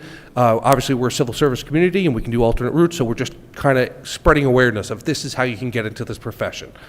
So we did that today. We were also recruiting for parking enforcement while we were there. So we're kind of, doing all of that there. Once we get these officers on board, training is intensive. We have a 4-month training program that is highly intensive, and we have to actually we take our officers and they shadow them, and it's a laborious thing. So if we're hiring 8, which we're trying to do this year, that's going to take up a substantial amount of our time and resources to actually get these officers up and running. We have new training requirements. As I said, we have a whole training committee. We went downstairs, we mapped out the training for the whole year, because each and every year the training is going up, and we want to make sure we are at the forefront of having that completed, not just for licensing purposes, but so we have every single officer trained as well as possible. And lastly, thanks to the work of the council and the village manager here, we have a new sergeant that will be liaising with the schools and helping providing the Class 3 specials with a direct supervisor, and making sure we can just kind of go to each and every school and make sure they're as secure and safe as possible, while kind of enhancing that community policing effort. He's very good with the children, and the children will be attending some classes. They teach classes, pedestrian safety, bike safety, things like that. All the officers will participate in one function or another. So that's kind of our goals for 2025 and what we did in 24.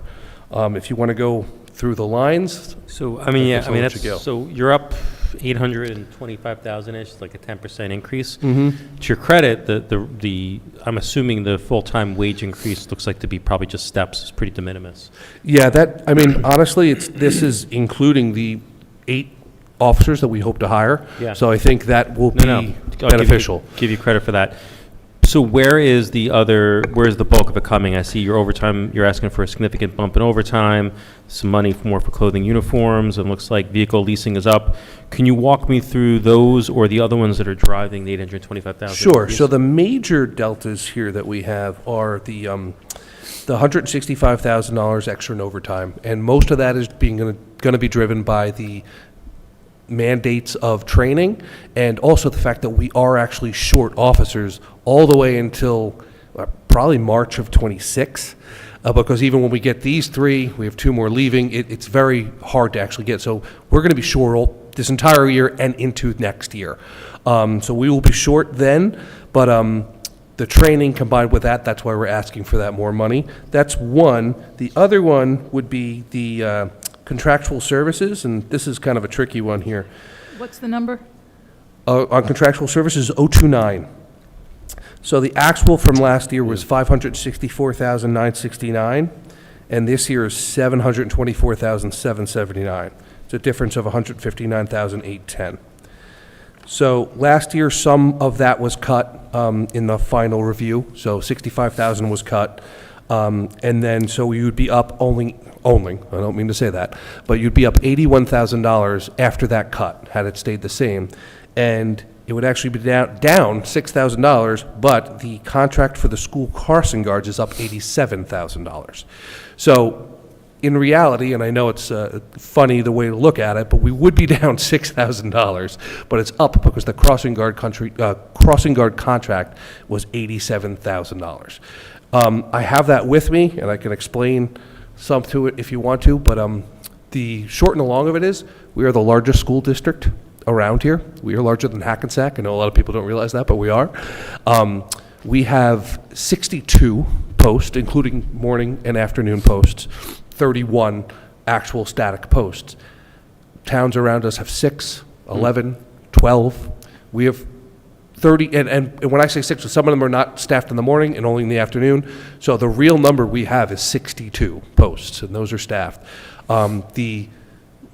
We were having a hard time, even with the outside outsourcing of the crossing guards, getting and retaining employees, so that salary had to go up.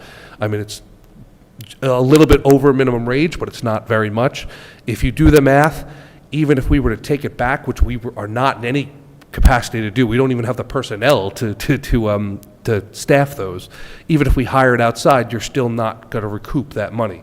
So this is a major, I mean, it's the largest budget item I have outside of salary and wages, is this contract. And it went up, and I mean, there are some administrative fees in there, but a large portion of that was their raise, and then mandated health care, which came from the state, and benefits and things like that.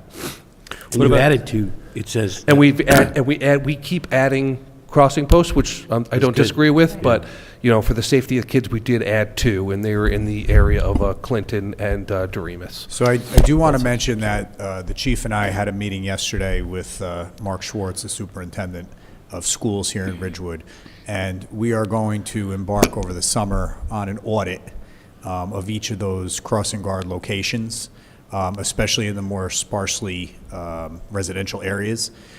This way, we can make a determination whether or not all of the guard posts are warranted.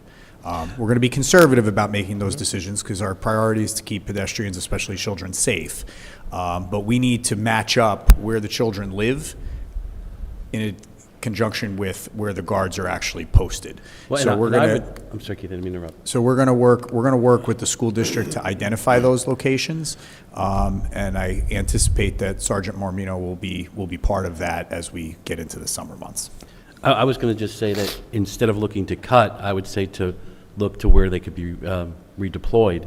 Because what's interesting is you opened it up and said how the calls have increased and how people's driving skills have decreased. Mm-hmm. And so if driving's becoming more of a problem, I think it's important that we think about how great the crossing guards are at keeping our kids safe.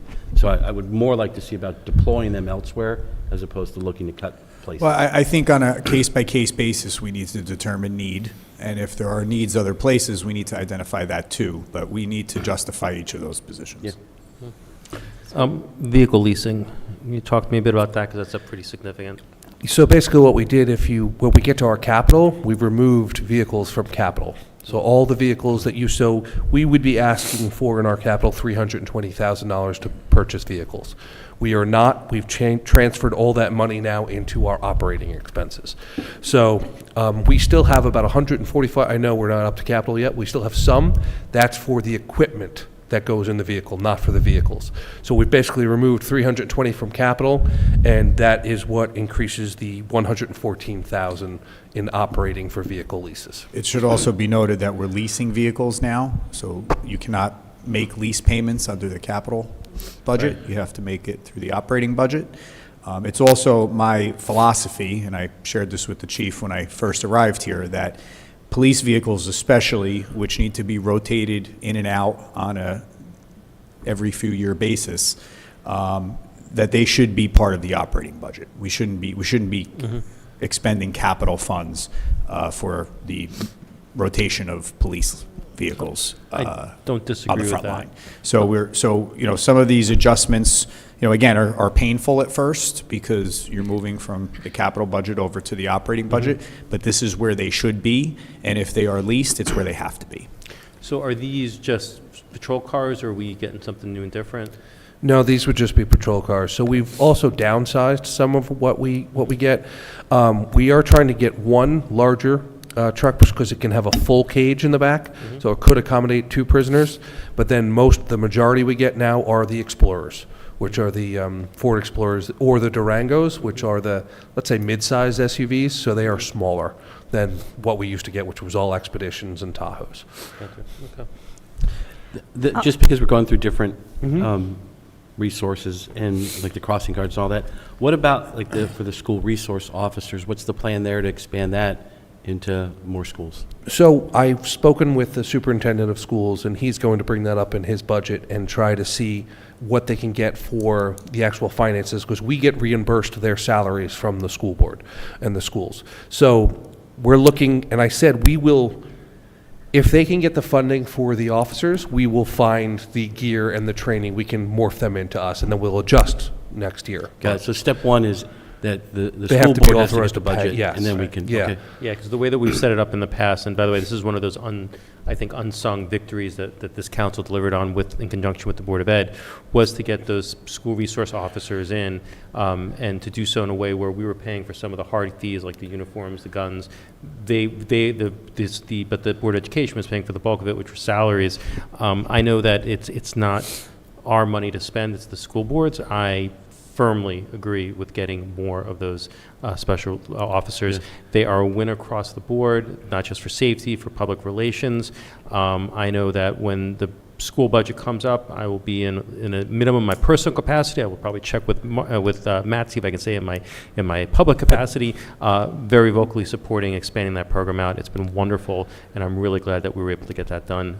Let's see now if we can finish it for all the schools at the next Board of Education budget. So the only complaint I've received about the Class 3 specials is that there are not enough of them. That's the only one I've got. I've gotten only positive reviews and how wonderful they are and how they're fitting in. I think the team overall did a very good job hiring the correct officers that fit in very well with the schools, and that would be my utmost goal as well, is to find more to complete all of the schools. Yeah, and listen, as stickler as I am about budgeting, if the Board of Ed is going to pay for it, I agree completely with what you just said to Frank before. We will figure out a way to pay the incidental costs somehow out of our existing budget. Chenzo, could I ask, so with the schools, when you say the elementary, are you including Glenn in that, just in terms of scope? I do have that be included in 7? scope. We would try to complete all of them, but. But don't Could you I- need, I'm so sorry, go ahead. That's okay. And then in terms of staffing, can I ask you a couple questions about that? Of course. That's always what the public, you have a total of how many now, including the 3 incoming? 43. So we have 43 and then 3 in the academy. Okay. And then that does not count the 3 SLEOs. That's Right. only the active police officers. And then how many are your carryover from last year? Are you remaining 3? So if we have the 40, once we get the 3 out of the academy, we'll still need an additional 3. 3. However, it sounds funny, we're losing 2 Right. by the end of this year. So we would need to hire 5 to actually get to the number, because the 2 are slated to leave mid to late this year. And do we have them highlighted as retired, or? No, because they haven't filed the Okay. papers. Yeah. So you're down total from past year, past due 3, and requesting an additional 2 based upon future retiring. Yeah, so we would, our number, and I had broken it out in a memo here, our number has always been 49, and we have not been at 49 in a very long time, because what happens is, when we get close to hiring that, because there's over a year delay between hiring an officer and actually having them count, people retire in the interim. So you're like, oh, we hired 5, you were down 5. I'm like, we were down 5, now we're down 9, because 4 more retired. So you replaced a 5, you're still down 4. You hire 4, 3 more leave, and you're like, well, I was very close. But so at a certain point, that's why if we can hire 5 at the end of this, in the middle of this year, they still won't catch up because the people will be gone before they're ready, but we'll be closer. We're probably like 4 or 5 months behind, not 9 or 10 months. And wait, I have one more thing, sorry. I do want to just say, in addition to a great job, you did leave out the brag that the police force has partnered with Access and gone through the autism training, just like the fire department, and I wanted to give that a shout out because that's part of the inclusion aspect, and they attend all of the events, which I'm very grateful for, so thank you. Yeah, we're trying to be as involved in the community as possible, and luckily I have a lot of wonderful officers who are very willing to participate and actually enjoy going to all of these events. Oh, I thought you were next. Okay. On the list of officers, there are several who are at the top of the steps, and then as I read across to 2025, there's a blank, entirely blank for their salaries. Are those the ones who are retiring? Yes. Okay. Yeah. Okay. And then, what is the honor guard? So the honor guard goes to funerals. They go to the 4th of July. If you've been down to the 4th of July for the flag raising, we always have the police honor guard next to Troop 53. We basically use them for ceremonial duties. They lead off the 4th of July in the parade, carrying the flag. Memorial Day? Memorial Day, yeah. They're used for mostly that, and also anytime we have a funeral, police-related, or just a member of the public, a lot of times we'll use them to do what we call casket watch. They'll post on both sides of the casket. It's really just a ceremonial guard to, kind of show our respect for past, future officers, things of that respect.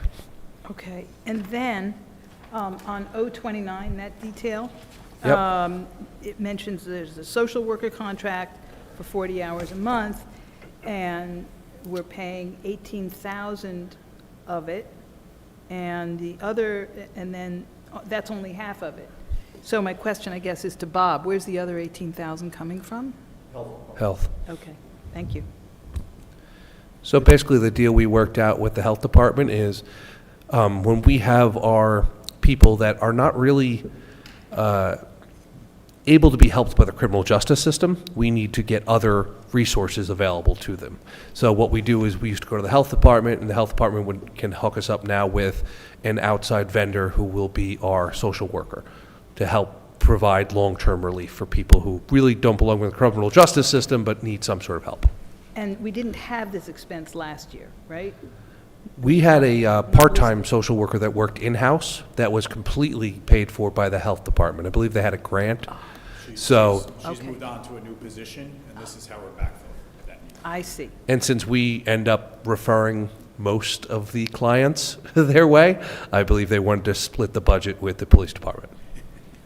And then under detail 032, that amount is doubling, or almost doubling. This is clothing and uniforms. And I was wondering why that is. Oh, so that reflects uniforms for 8 police officers. So whereas last year we only did it for 2 police officers, now we have 8, so it should be even more than double. I believe it's over double. Was that 32?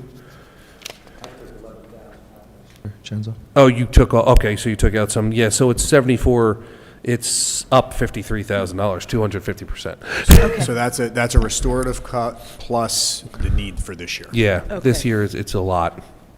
And then, thank you to whoever donated a motorcycle. Did we authorize a resolution for that? So we're talking about I don't remember it. That's Because Lorraine was very excited about it. Okay. She was pro motorcycle. Then I just forgot. So we have one motorcycle that we purchased, and then we have a second motorcycle that we just authorized a resolution to get fixed because it has some mechanical problems, so we're going to get that up and running very shortly. What happens is the Maryland State Police motorcycle course has an 18% pass rate. That's how complicated, that's how hard it is. If you have a course that only 18% of the people pass.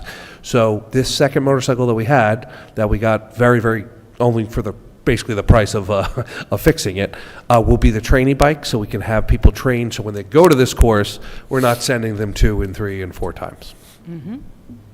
And on detail 055, there's mention of 2 pickups, asterisk, income generating. Tell me about that. So we rent those, we don't keep them the entire time, and those are the pickups that we generally have go out on extra duty details.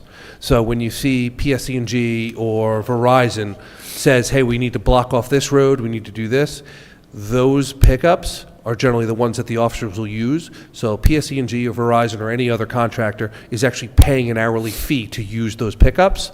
And because we use them for so many jobs, the amount that we rent them for and the amount we make off them, not only offset, they end up coming about 2 to 1 back to us. So we actually make some money off of those. Oh, good.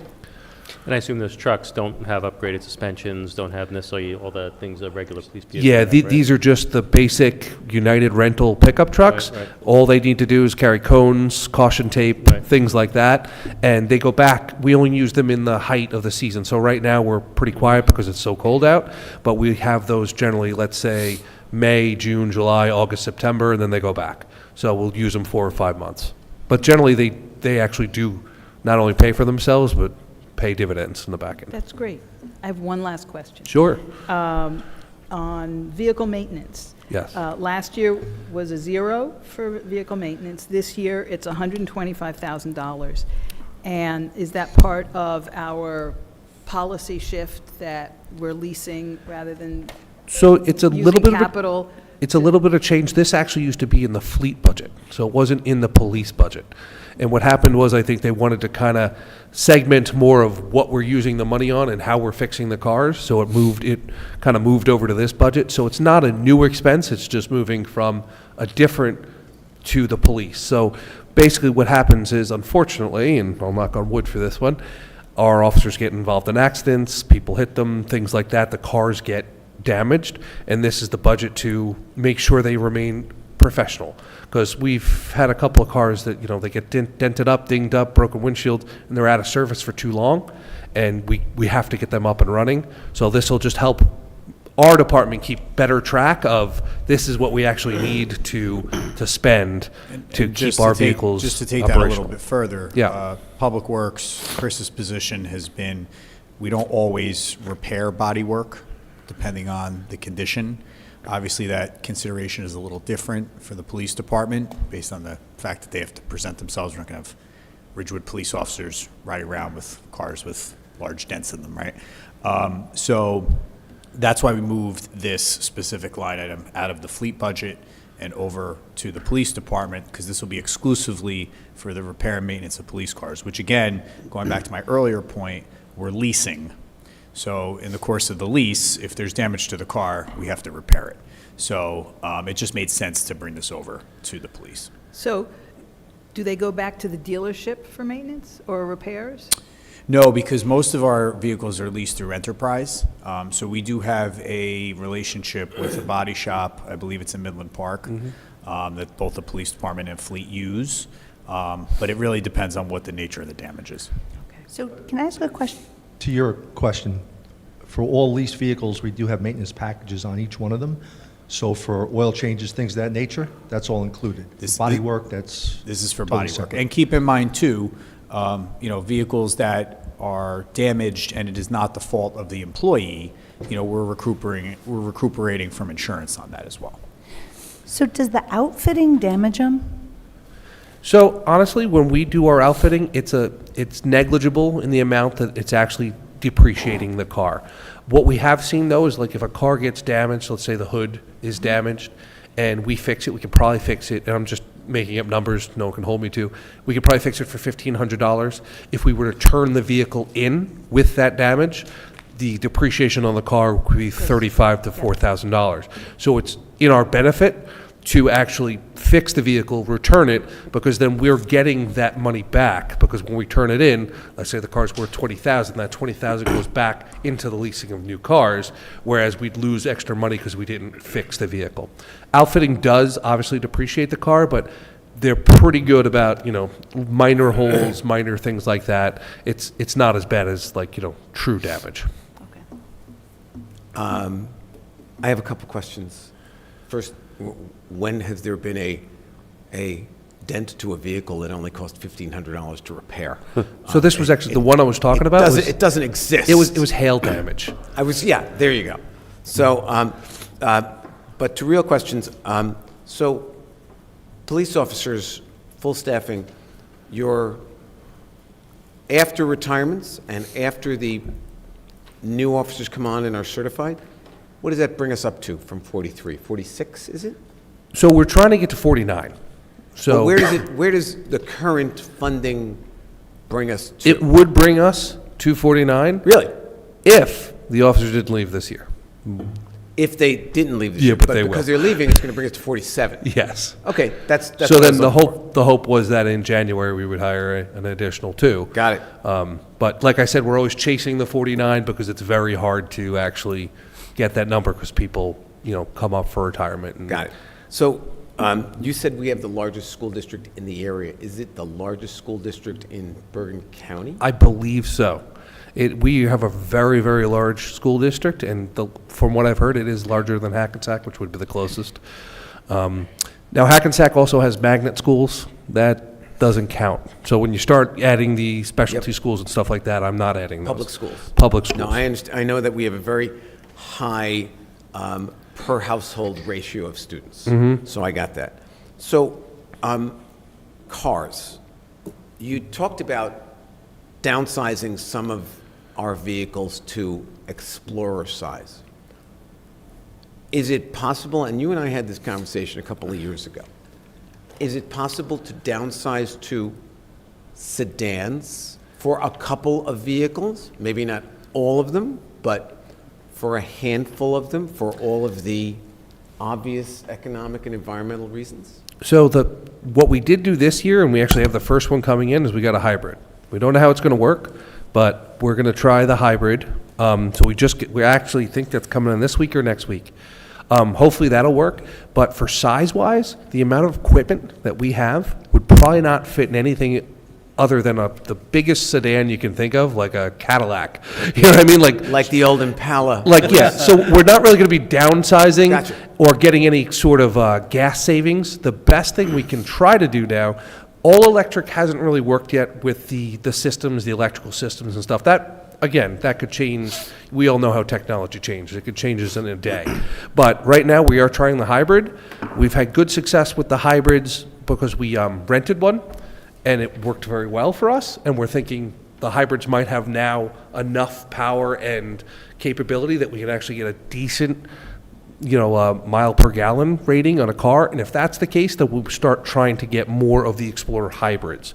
The size of the Explorer is probably as small as we can get. If you remember, we have to put a cage in there, so a person has to go in the back. I'm with you. Plus, we have to get all our equipment in. I know. You got a lot of gear. It's too much gear. So what is the relative cost of an Explorer hybrid versus an Explorer gas-powered vehicle? So the hybrids are a little bit more expensive, but right now they're not cost prohibitive. Like some of the ones were cost prohibitive. I want to say they're $3,500 to $4,500 more, but we should make that $3,500 up to $4,500 more than the regular gas powered.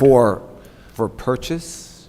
So it's for a purchase. So since we're leasing them, we could look at the numbers, and there's so many different factors when you're leasing the car. Yep. But you're not going to be looking at much more. It's going to be under $100 a month, I'm assuming. I'd have to look to get you the exact numbers on that because we actually we just ordered 2 different ones. But it's also very difficult to get vehicles, which is a whole nother story. So sometimes we'll be asking for the Dodge Durango, and we don't have that. We have a Ford Explorer, but the Ford Explorer is equipped with XYC.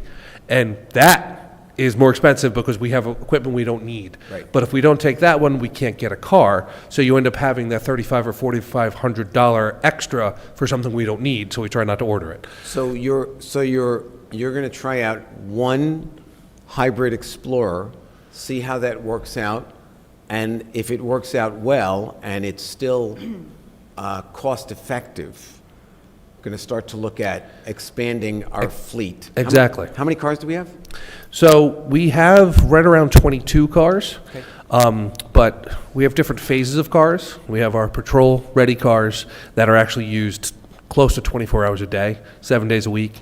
Then we have our administrative cars that are used basically Monday through Friday, Saturday and Sunday during the day, things like that. And then we have cars that are towards their end of life, but they go out for the extra duty road jobs. They go out for, patrol overtime, things like that. So we have a large fleet, but they're not all, in the same level. Like we have some brand new ones that get used all the time and all the way down. Thanks, I'm good. No problem. I have a comment and a question. That under conferences, I'm glad to see that you're going to IACP. And I was just wondering that because it really struck me when you said paradigm shift, and so is there any, do you subscribe or is there any thought going to PERFs meetings as well? I wouldn't mind trying, I like to get as wide range of knowledge as I can. I've actually never attended the IACP before. This will be my first year going to it, but from everything I've heard from past chiefs, it's one of those conferences that if you don't go to, you're actually at a disadvantage because there's such a wide, breadth of knowledge. So I went to the FBI National Academy, not the actual National Academy, but the FBI National Academy briefing and seminar to learn. And when you see the experiences from people not just from here, you start to relate to how they deal with problems and how some of their ideas, even though they might not work here, give you little insights to, hey, we might be able to tweak that, and they've actually dealt with this, and we haven't seen it yet, but it's coming this way, and this is how they fixed it, and maybe we can anticipate that and work to mitigating its effects prior to it actually occurring. Cool. So yeah, I'd 100%, I'm always for looking at training or sending someone to. Yeah, so I'm looking more at the manager, but PERF is a Police Executive Research Foundation, and then I have read stuff that talks about the paradigm shift there and a lot of the de-escalating and bringing in the social worker and stuff. So there's newsletters you can subscribe to, but they also do have conferences, and I would fully support if you want to look at that, because to me, the better trained the officers are, the better it serves our residents. So that's my comment. I wholeheartedly agree. Also with that actually is one of the reasons everything takes a little longer, which I'm not complaining about. I'm just explaining how the resources are reallocated differently. Policing used to be show up, arrest, move. Right. Now it's show up, de-escalate, maybe back off. Right. 2 to 3 hours, 4 to 5 hours, maybe call negotiators. So a scene that might have been wrapped up, and albeit might have been wrapped up improperly. I'm going way back, 15, 20, 30, 40 years. It will be wrapped up properly now, but it might take 12 hours. And if we only have a certain limited amount of resources, we're calling people in on overtime. And I'm not saying it's a bad thing, it's probably the right way to do it, but because of that shift in the way we think and we operate, it creates a lot of pressure on the officers to not only get things right, but to slow everything down, and then also they're like, well, I have 8 other things to do that I can't do, so we got to call in other people. Well, especially with everybody having a phone, it's so important that the officer's aware, and that's where the extra stress comes from. So totally get it. All right, so that was my comment. My question is talking about the speed signs with the radar. Are those in here, or is that in capital? So we have found some money. Bob and his team found some money. We have some money found from years past capital that we're going to order some of those. Cool. So we have some. I don't know how many we can get. We can get a few. I know there's a lot of... And then the pedestrian crossing signs are built into the capital budget for the signal division. And that's why I was splitting it. That you'll see next week when we present the capital budget in full. Yeah, and thank you. And I figured that was in capital, but that's why I was curious about the signs, if that was capital or operating, because I didn't see The speed signs would be on the chief. The pedestrian crossing signs would be on signal. Understand on that. So and we found enough. I'm going to say 3 or 4, depending on the costs keep changing. I'd love to tell you that we know the cost, but every time they change contracts and costs, everything goes up. Yeah, to me, I think that those are such a great way to control speed. And again, by what you're saying, the number of calls that you're going on, the traffic is up.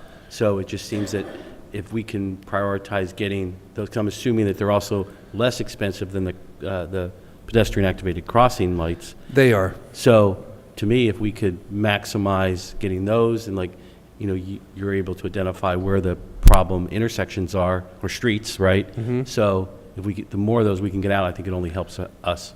Yeah, we have funding, and I've already asked my traffic division to start researching and to see how many we can get, when we can order them, all that. So Excellent. Well, thank that's already you. And happening. Bob, thank you for helping them find the money for those. That's it. I'm done. No problem. Anybody else? All right, Chief, you just want to real quickly run through your one capital request? Yeah, I was going to say. I just want to thank the chief and Bob.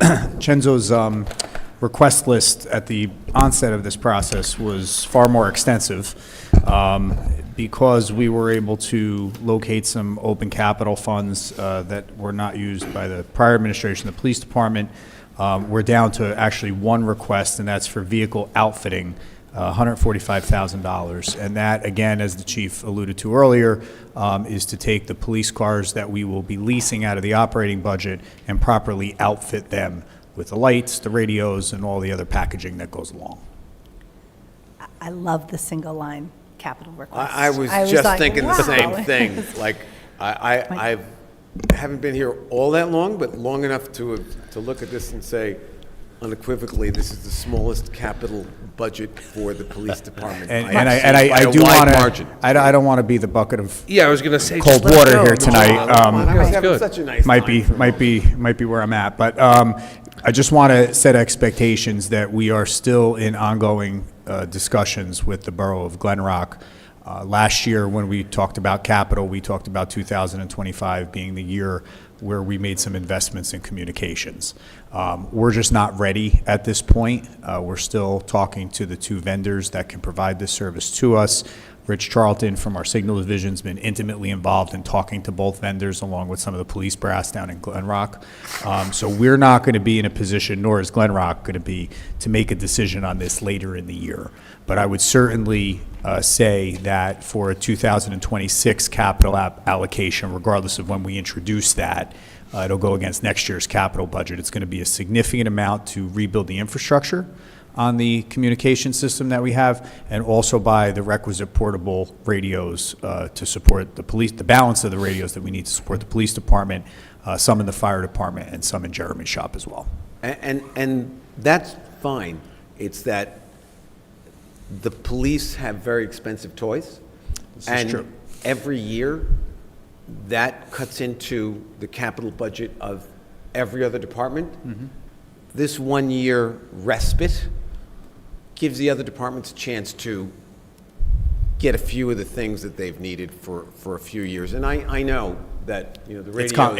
It's coming. I It's just coming. don't want. I just don't want anybody to have Nope. the misbelief that because it's not on this paper, Nope. that it's not coming. Nope. It is coming. We're just not ready for it. And you know, this is a little bit more work intensive because we're dealing with another municipality and rebuilding out this system. And that was a 1.2 capital ask, yes? I don't want to nail myself down to a number. The number that we were talking about initially was 1.2. There were some things in the proposals that were absent, and I know the chief and in Glen Rock and Rich are working through those items, which again is why you're not seeing it in this capital budget, because we're just not ready to present it yet. All good. Thank you so much, Chief. No problem. Thank you. Thank you. And thanks for allowing me to come a second night. The last night I was scheduled, I was way too sick to have to answer any questions. We are pleased that you did not show up sick. Yeah. See? Tried. You and Nancy are always bookends. Last year you were in the beginning, and now this year at the end. It's a Not nice too bad. combination. Thank you.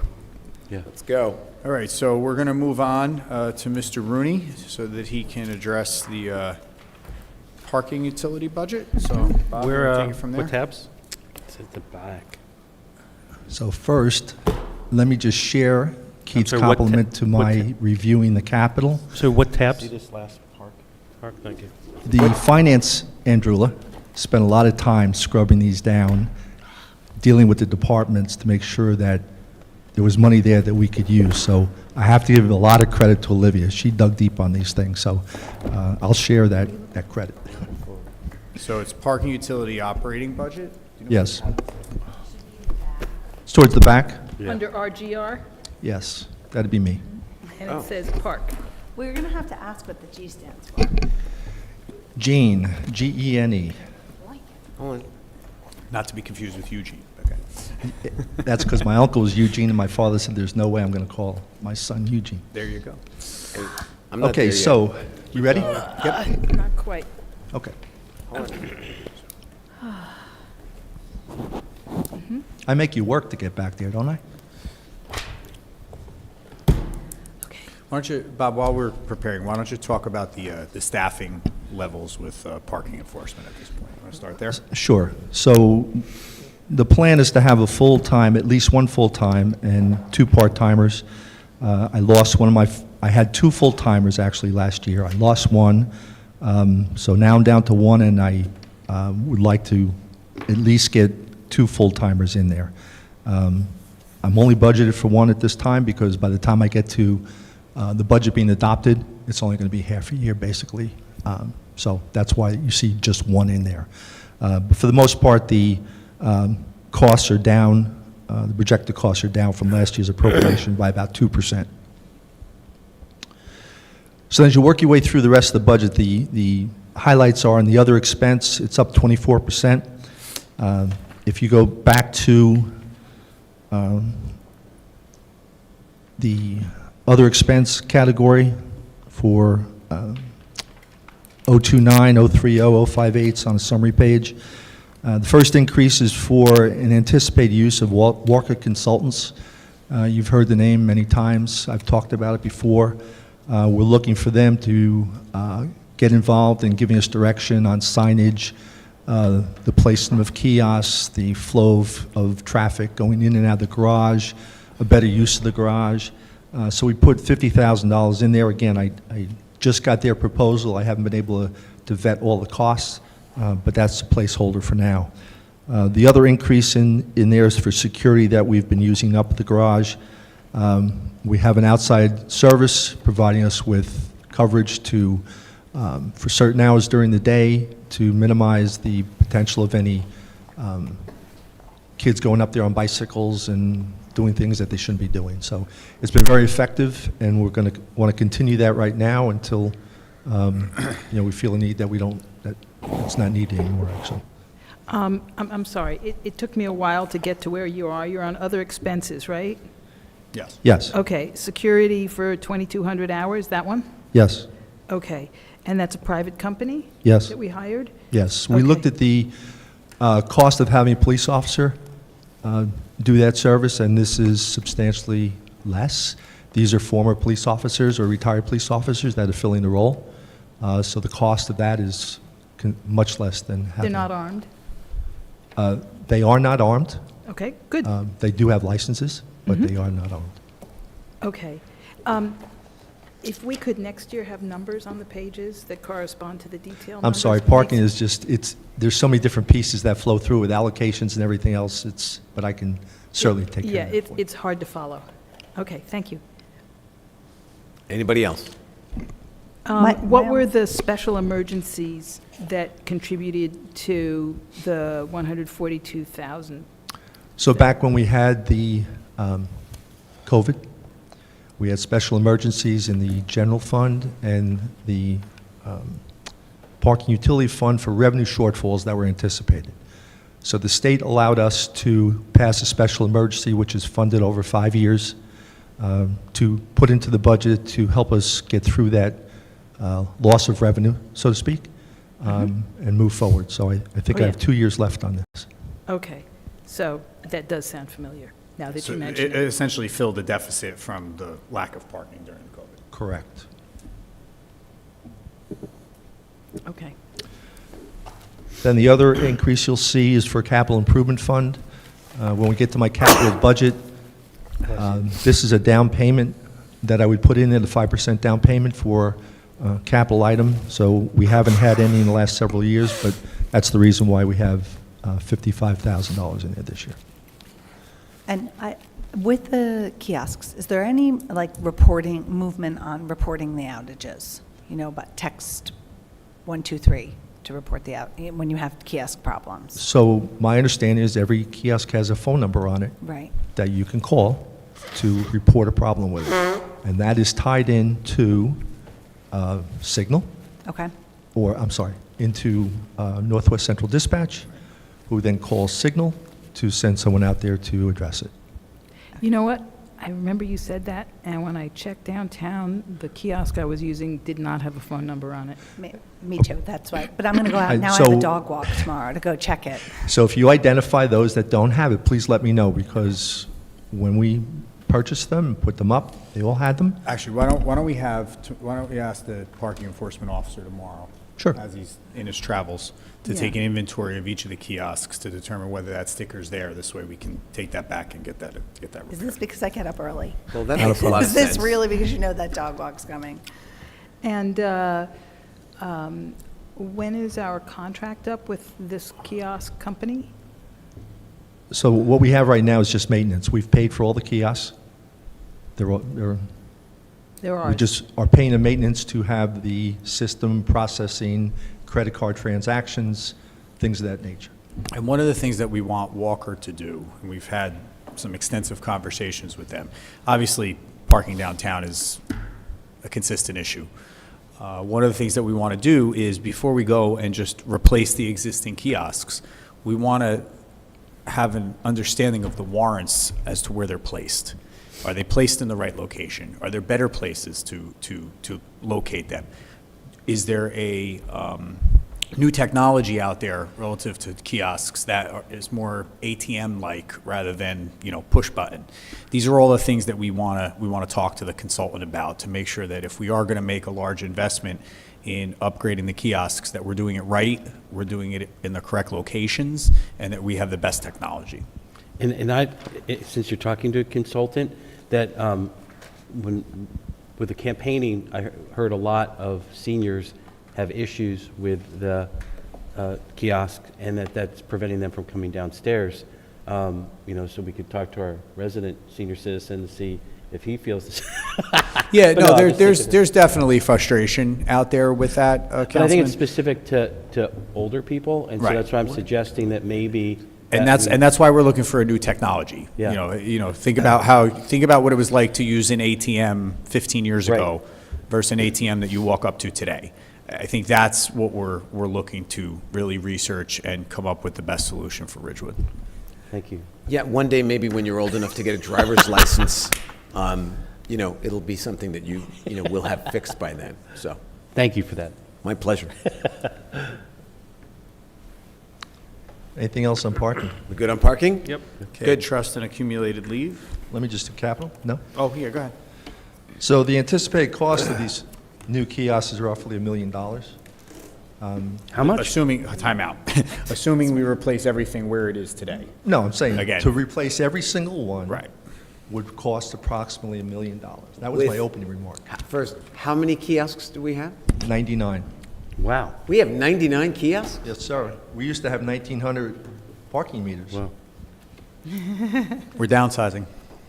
And so, how many, without those parking meters, how many do we, so we will always need 99? That's the the walker. purpose of the That's the purpose Walker of our part. discussions Got it, with got it, got Walker. it. And And do the locations make sense? Right. And what is the technology? I was And just these gonna are say, and- these and- are all the Okay. things that we need to discuss, mind. because maybe we don't need 99. Maybe we need 150. Who knows? I mean, I don't know the answer got- to that, Well- but that's why I want to talk to an expert who does. right? Yeah. I'm with you. And Good. that's this year?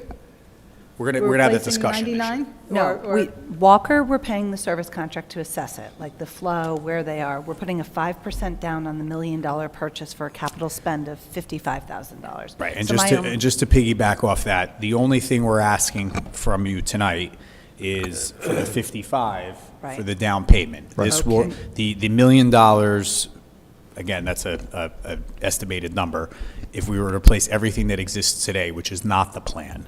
So at some point in the future, once we know how many, where, what technology, we'll have a better understanding of what that cost will actually be, and then that would be a standalone capital bond ordinance. But we're not even close to that point at this. So the $1 million is basically a placeholder for right now, right? The Yes. down payment of $1 million, so that come November, December, we have a plan in place. We don't have to wait till next Oh, I spring. see, to right. So move the $1 on. million will be set aside for It's capital. All we're asking for is the 5% And then you'll down come to payment. us with a bond ordinance to spend a portion of that Right. on it. Okay. So once And we, and once keep in we, mind too, I'm sorry, Bob, keep in mind that this is coming from the parking utility, so this doesn't hit the tax So my tax only levy rate. question is the kiosk vendor, because it's 1.1, Evan, because there's $100,000 and it's 5%. So have we swung the name by Walker of who we're putting the deposit down? Or have we not engaged have not Walker? had that discussion. Because No. we've used Walker in the past, should we do that?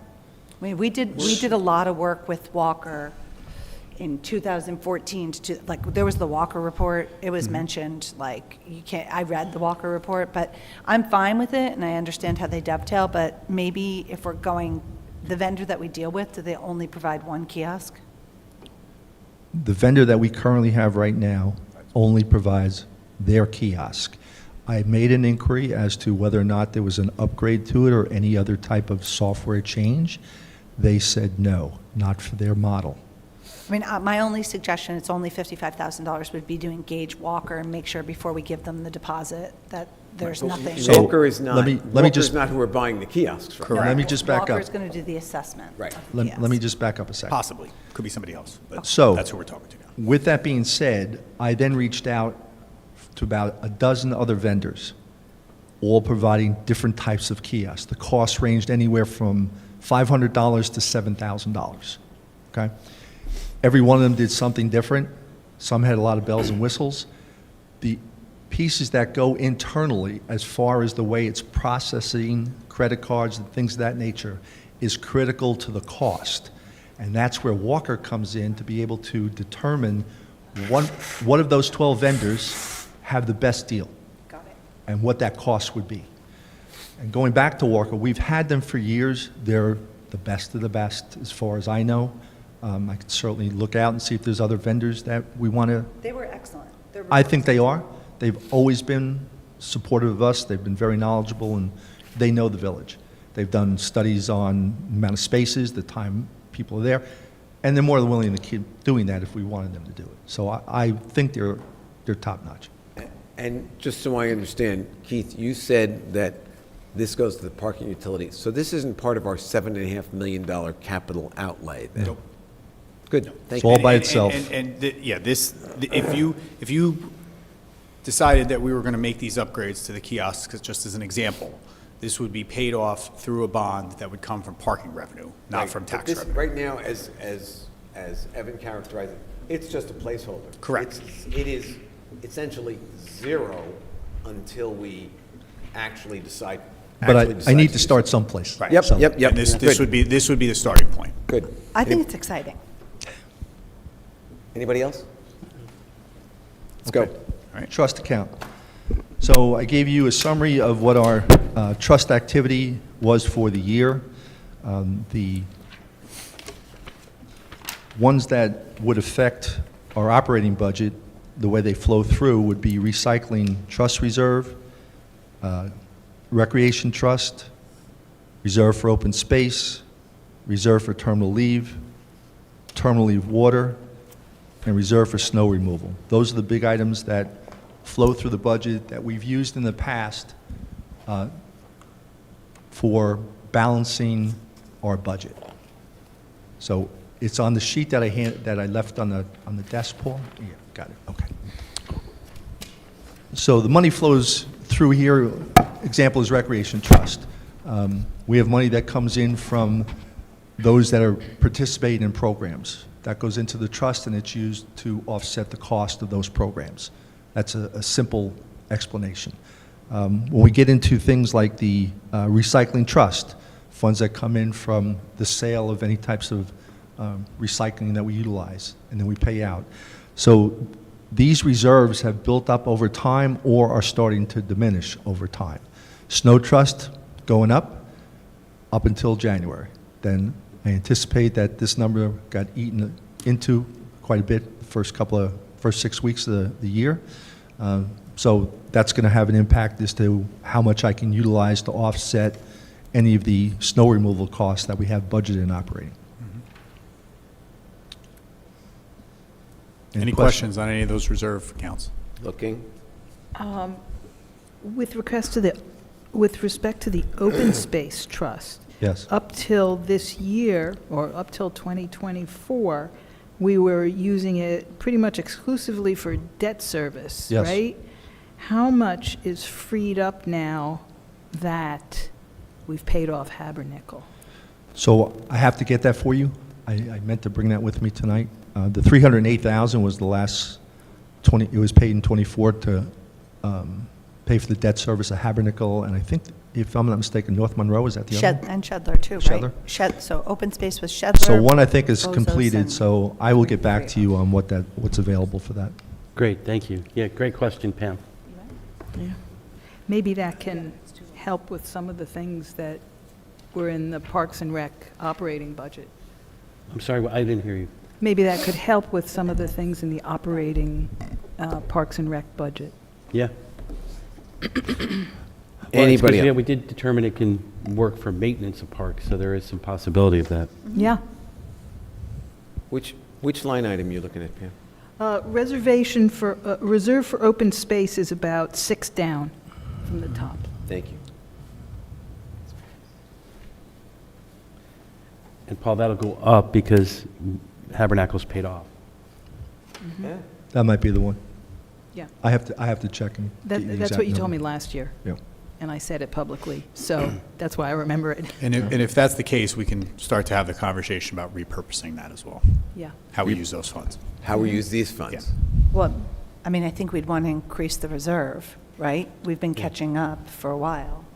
Well, We we used haven't to- ever caught up because Right, we've because- always spent it on debt service. Right, because we bought those 2 large parcels Right. very early on. But maybe, as you're saying, maybe we should stockpile it and just let it increase and increase, so that when we want to buy property, It's there. Right. it's there. Keith, are you And talking the- about I'm sorry. the Can I just say 200 one thing, because I'm talking about the reserve for open space. If The in fact. 284,000.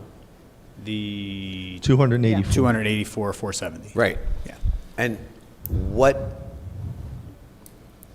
what could you repurpose that for? Anything? Well, for example, we talked earlier tonight about invasives taking over Right. 20 Pond. Let's use Yeah. that as an example. Maintenance. You know, do we allocate $30,000, $40,000, and I'm spitballing numbers here, but do we allocate that to take on some sort of project there at some point in the future?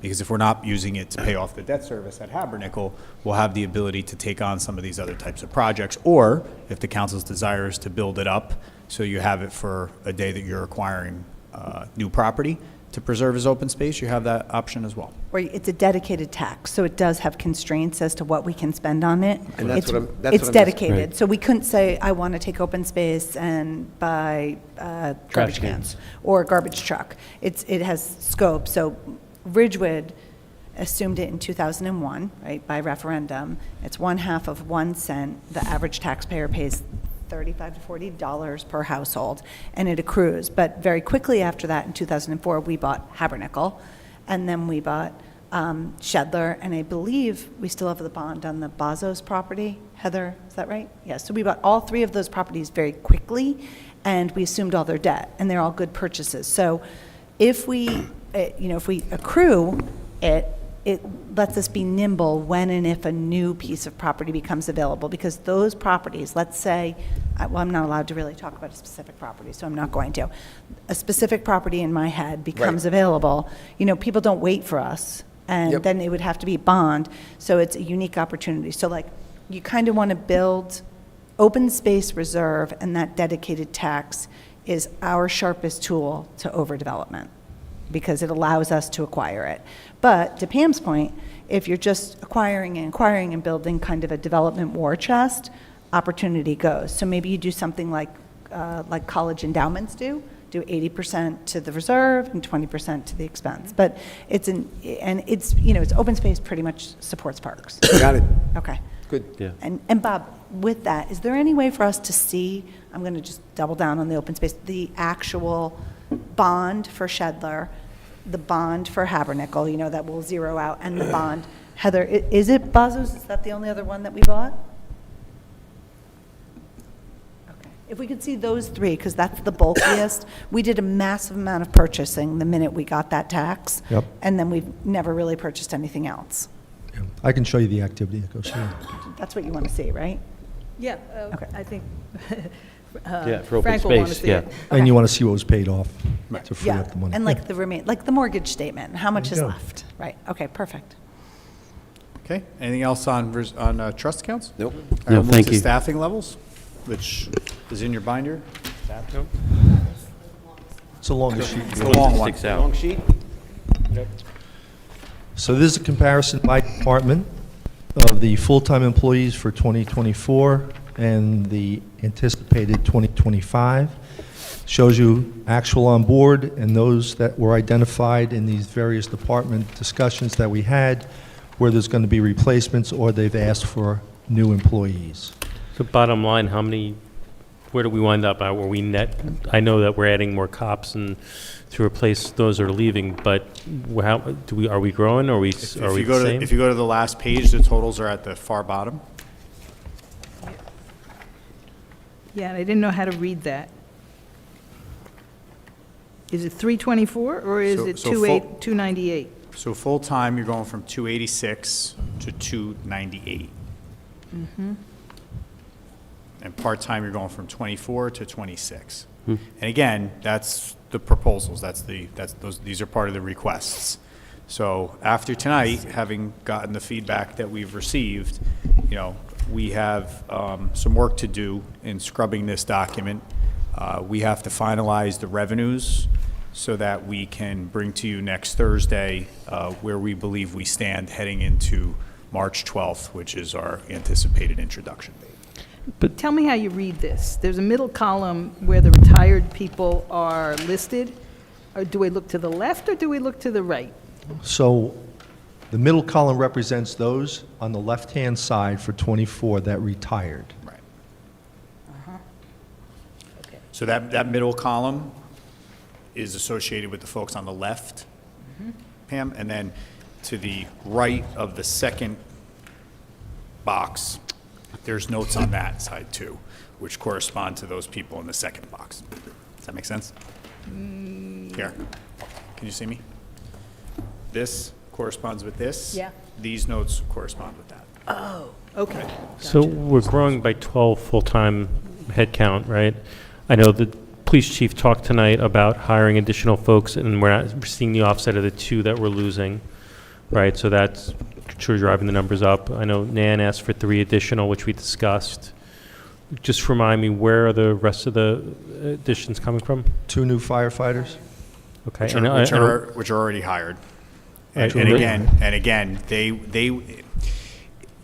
it's while the head count is that number that I just read off and that you reiterated, Councilman, keep in mind that in the fire department, for example, he has more retirees coming. So he's trying to hire ahead of the curve because they have to go through almost a year's worth of training before they're actual, full-blown standalone firefighters. So some of this, you're going to see a replacement for people, but you're not going to see the replacement until next year. Do you follow what I'm saying? And that's applicable to the police department, although he's so far behind that those 2 retirees from the police department that are anticipated this year are going to need to be replaced next year. So if we get 2 cops and 2 firefighters we think are retiring this year, that's of the 12, that brings us down to 8. 3 of them are the ones that Nan spoke to us tonight. What are the remaining 5? So you have 2 new positions. If you look at the bottom, if you look all the way to the right of the sheet, and I'm working from the bottom up, you're going to see 2 new positions in the water department. Okay. One is an environmental engineer trainee. The other is a building manager, public works inspector.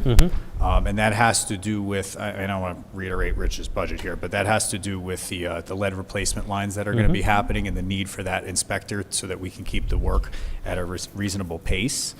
One is the overnight shift at water pollution control, which Jim Fells talked about when he and Chris were here to talk about that budget hearing. The 3 in parks, which again are restorative from years ago. We have a request for a part-time registered environmental health specialist, which is essentially a health inspector in Dawn's shop. We need that because we only have 1 person, and the sheer volume of events that need to be inspected here, especially on the weekends, warrants that position unquestionably. You have a replacement in sanitation. You have a new position, which Sean Hamlin emailed me about, and I passed that memorandum to you yesterday, I think. That's the laborer position in the recycling division. The firefighters we discussed. The police department we discussed. You have 2 laborers, recycling and sanitation. One's a replacement, one's new. We're just speaking to the news right now. We did that, and there was a replacement, and that's it. Oh, I'm sorry, the building department, we have the administrative position, the additional keyboarding one clerk in that department. Yeah, So that's in there too. I mean, listen, I understand that there's some explanations, and again, the fire and the police I get, and we talked about Nans. What I'm going to hear from my neighbors is Ridgewood the population of Ridgewood isn't growing. Why are we growing government? And I hear what you're saying, and, the Ridgewood Water folks, I kind of feel a little better about that. That's Ridgewood Water. They pay their own bills. But it does cause me pause when we're adding full-time employees, because first, now we're on the hook for benefits. And second, to me, when you onboard new folks, you're making a promise to them that they've got a job here for a while. And that means we're going to have to pay them for a long time. And, I was here my first year. It was a pretty lousy year in terms of budgeting, and we were looking at things like furloughs, and I don't ever want to have that discussion again. So I would just urge us to be really judicious in bringing new people on, especially new full-time employees, because not all years are good years. So I have just a couple things to say, because nobody wants the budget to go up, but, and people don't want to raise taxes, but there's always a clamoring for services. And so we're left with the harsh reality, unless we want to cut services, we have steps which account for a lot of it. And, I hear you, Evan, but after all these presentations, I worry about what we're saying to our staff, because they, the first budget year was tough for us, but they didn't get anything that they wanted because of all the inflation. And so part of this is catch up. Part of this is, if you wanted to cut the budget, I think we all know some things that we could do, which would, ignite the public. People really enjoy their services. I don't think it's, and with the police and fire, the additional doesn't factor in the ones that have left and the ones that are retiring. So, it's clearly all of us want to cut it, but the options that we're left with is to provide less and cut services, and then that results in less employees, and nobody wants to do that. To be clear, I'm not proposing a 0% increase on the budget. I've been here long enough to know that we've got to pay for the steps increases, and, on average, that's going to be 3 to 4%, even before you add anything, right? You're going to have to pay that off the bat. My view, though, and my point is that as we add more things, right, that's going to be on top of that 3 or 4% that we've already got to figure out a way to build in. And again, I'm not going to lie to the people watching, who's actually watching this, and say, oh, I'm going to keep taxes flat. That's a pipe dream, right? And everybody knows that. But, if you're going to go above and add additional resources and additional projects on top of the 3% or 4% that's already there because of the step increases, that's going to start to drive our tax rate up to a place that gets seriously uncomfortable. And I've made this point before, and it's getting late. I won't keep making it again. It's really easy to look at all these very deserving projects that everybody wants to do and virtually everyone agrees need to get done and are virtuous, until it comes down to that last meeting when we've got to figure out a way to pay for everything. So while I'm maybe the bad guy now, my point is not being the bad guy again. And again, I'm still very much have in my mind, standing right there, looking at a bunch of very angry, rightfully angry employees and having to talk about furloughs. I never want to have that conversation again. Of course not. But tonight we looked at a very clamoring public who wanted more for recreation and more for entertainment, Cashaw, and all of that. I don't even know what we're saying with all these words. We've asked our staff to come in after their very bad year. Our first year was really bad for us, but it was, I guaranteed, worse for the people who work for us. And I just don't know what to say. None of us want to increase it, and we keep saying the same thing. I'm hoping capital is a different story, because capital is an investment, and we're going to stay within 7.5. But the operating, we're still making up. We don't have enough police. We clearly don't. That's obvious. And that's a big, bulky step number that we need to rightfully restore. So I think this is a good, fair shot. Maybe we could cut 1 or 2 positions, which I'll give you my input maybe tomorrow. But we can't, all we're saying is nobody wants to keep it flat. Nobody wants it too high. But yet we didn't disagree with any of the additive stuff. And this year it's been hard to make a meaningful recommendation without touching services. What are we going to cut? Well, I mean, I'm not going to tell folks what to, that's why when I was talking to Nan, I asked, what are your priorities? And ultimately, when it comes down to the individual priorities, I'm going to defer to them. It's But the that's overall. capital. it's The the ov- priorities, that's capital. But it's- That's capital. Well, no, in That's not terms of, operating. if we want new employees, that those are also, priorities. If we think we need an employee to do something new, that's a priority, and that's something we've got to think about. My only point here is that, as we keep going over this, is that we've really got to keep folks' feet to the fire. And listen, I would love to have years where we're good, where maybe we don't raise taxes by the 3 or 4 or 5%, where we try to save a little bit, because the problem is that if you keep spending a little more money over one year over the next, when you get to a really lousy year like we had 2 years ago, you got to do some really drastic stuff, which is terrible. Like cut really badly into services. Agreed. And I don't want to argue and it's late, but when you defer, you pay later. This is what happened to us. So we have the capital, and we didn't ask anyone's staffing priorities. We just asked them capital priorities. And, they've done, so like the garbage truck's the first example. We denied it, and then the taxpayers probably ended up spending more because we were in that situation.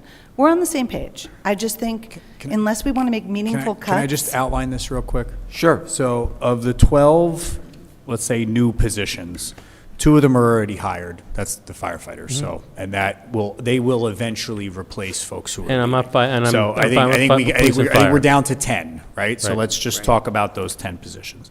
So 3 of them are the parks laborers, which was discussed tonight. One is water pollution control facility, which is an overnight position. One is the part-time health inspector. One is the recycling laborer. One is a keyboarding clerk in the building department. One is the part-time tree enforcement for shade tree, and then the other 2 are water. Okay, These so are new, not replacements. yeah, right. These are new positions. So, I mean, what I need is I need to know what we have support for here, to be quite honest. And then I did hear tonight that there may be a request next week for additional staffing at the community center. So I don't know if that comes to fruition or not, but I mean, are there priorities here? Because I don't want to have Bob and I go back tomorrow and spend the next week putting together a spending plan and then not have support for certain positions. They would not be in this proposal if we didn't think they were warranted. That does not mean that they may not be a casualty as we finalize our revenue numbers and we're able to finalize the tax levy. But if there's not support for any of this, I think we need to know that before we walk out of here tonight. And I'm going to jump in for a minute. So if we're taking police and fire off the table in terms of new hires, because it's safety, then I know, here I'm looking at the one in building. I will tell you that since, and I've only been counting since the election, there have been 9 separate incidents of people contacting me saying, where's my permit? And I've worked with Keith and Beth and Tony and Paula to get those permits that have been lagging behind moving. They need more people. And again, we can say no, but these permits, some of them are for the CBD, some of them are for residential, but these are things that we're not keeping up with. And I just lay that out there, whether we get it or not, we have an issue in building, and at least part of that issue is staffing. Parks, again, the point was made earlier, we're looking at 3 more people for maintenance. We spend a lot to build our fields, and one of the things I've learned over the years is maintenance is everything. That if we don't maintain stuff, then it turns to a pile of stuff, and so Bad stuff. Yeah, and again, I'm not saying we do it, we don't do it. I'm saying that's a pretty strong case because we have a big investment in parks to protect. I cannot personally comment on health, water pollution control, recycling. I did note that Keith said with the health department person, I'm trying to remember the word that you used in describing how much we needed it, but it was basically, yeah, we have no choice. It's a necessity because at some point we cross the plateau of having one person do these inspections. Right. And Mhm. weekends. And the volume of events that we have here in Richmond, whether it's at Van Ness, whether it's the street fair, whether it's the PBA food truck festival, I mean, you name it, every weekend there's something happening. So the sheer amount of events that we have. Hang on, we may not be There you go. recording. What's, Go ahead. The sheer amount of events that we have here in Richmond necessitates this, because we only have one employee who can go out and do these inspections. So whether it's a street fair, or an event at Van Ness, or something that the Chamber or the Guild are doing, or the PBA Food Truck Festival, we have these inspections that are required all the time. And the alternative to not having someone else who can do it is to start saying no. And you know what's gonna happen if we start to say Yeah. no, you're gonna get those phone calls. Mhm. And we're gonna have to make decisions. So is there any well, way to? maybe that's where we charge people some more money for having their events. Oh, and listen, there are fees associated with those events. And we're collecting that now. But at the end of the day, we need the manpower to be able to. Yeah, and I just wanted Not as to, much a revenue issue as much as it is Well, the, collecting the revenue. and I just wanted to lay that out in terms of, look, I was in the room when the staff was sitting there and we were talking about furloughs. So as I said before, your point is well taken. I'm just saying, these are the competing interests. So So is there a way to look at maybe some of these asks to look for part-timers instead of full-timers? I know, like, for instance, when Nan was talking about, upgrading the fields, the fields don't need that much maintenance during the winter months. I mean, is there an opportunity there to look at some part-timers? My other piece to you, and again, I don't think we're going to figure this out tonight. Keith, I know you're hoping for us to kind of fully endorse, and perhaps my fellow colleagues are willing to do it, but I'm going to put a little bit more of a challenge, I guess, on you and your staff, in that can we look at part-timers to do some of this extra work? And also, are there existing roles that we could repurpose? Are there other places where we've seen an efficiency gain? We have somebody retiring. We have somebody that could be cross-trained. Are there other existing roles that we could repurpose to fill in some of the blanks that you're talking about? And again, I'm not arguing with the virtues of what you're saying. I'm just having to look at the sheer fact that we're looking to add, again, 12, admittedly including police and fire, additional FTEs to, a 280, 290 person employment. And long-term, we can't just keep growing if the population of Ridgewood is static. Well, what I heard with a lot of people, though, was it's not that we're necessarily growing, it's that we're doing all these replacement positions. And then, two, so having spoke to Sean outside of this, I can speak to the recycling person, is that it's like a revolving door with a part-time person, so he's having to pull people off of sanitation and other places. So while we may be adding staff in some cases, it's detracting from other areas. So I think that you have to look at the overall cost involved too. If we're getting more overtime because he's pulling people off, then that's still an added cost. Yeah, but no So health the other care, thing no too- pension, Right. with Right. the part-timers. The other problem with the part-timers, and I think it's a good way to soften it, and I'm all for exploring it, but often when we bring people in, they cultivate their craft here, and then they get poached by another municipality Yeah. who offers them the full-time with the benefits. And that happens a lot, particularly in recreation, which has kind of odd hours. To be a recreational specialist, you have to be a true believer, you have to work weekends. The one idea that I do have is that with respect to the additional that Paul was doing, exploring with, senior citizens, we should be looking maybe for a grant for that, Paul, because it is, we are eligible with our commitment to aging in place. So I fully support that, but that's additive to this. So I think we could maybe explore a grant. Are you open to that? Okay, so I think that for that new position that sort of emerged tonight, Keith, we should maybe go back to Millennium and look at offsetting that with a grant. Additionally, Nancy seems restorative. We've had COVID really did a number on Parks and Rec, and I really would like to say I'd consider, maybe one, but we need them all. We really need them all.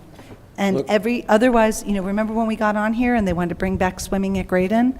That's only possible because we had the staff assigned to let the 8th graders and the 5th graders swim.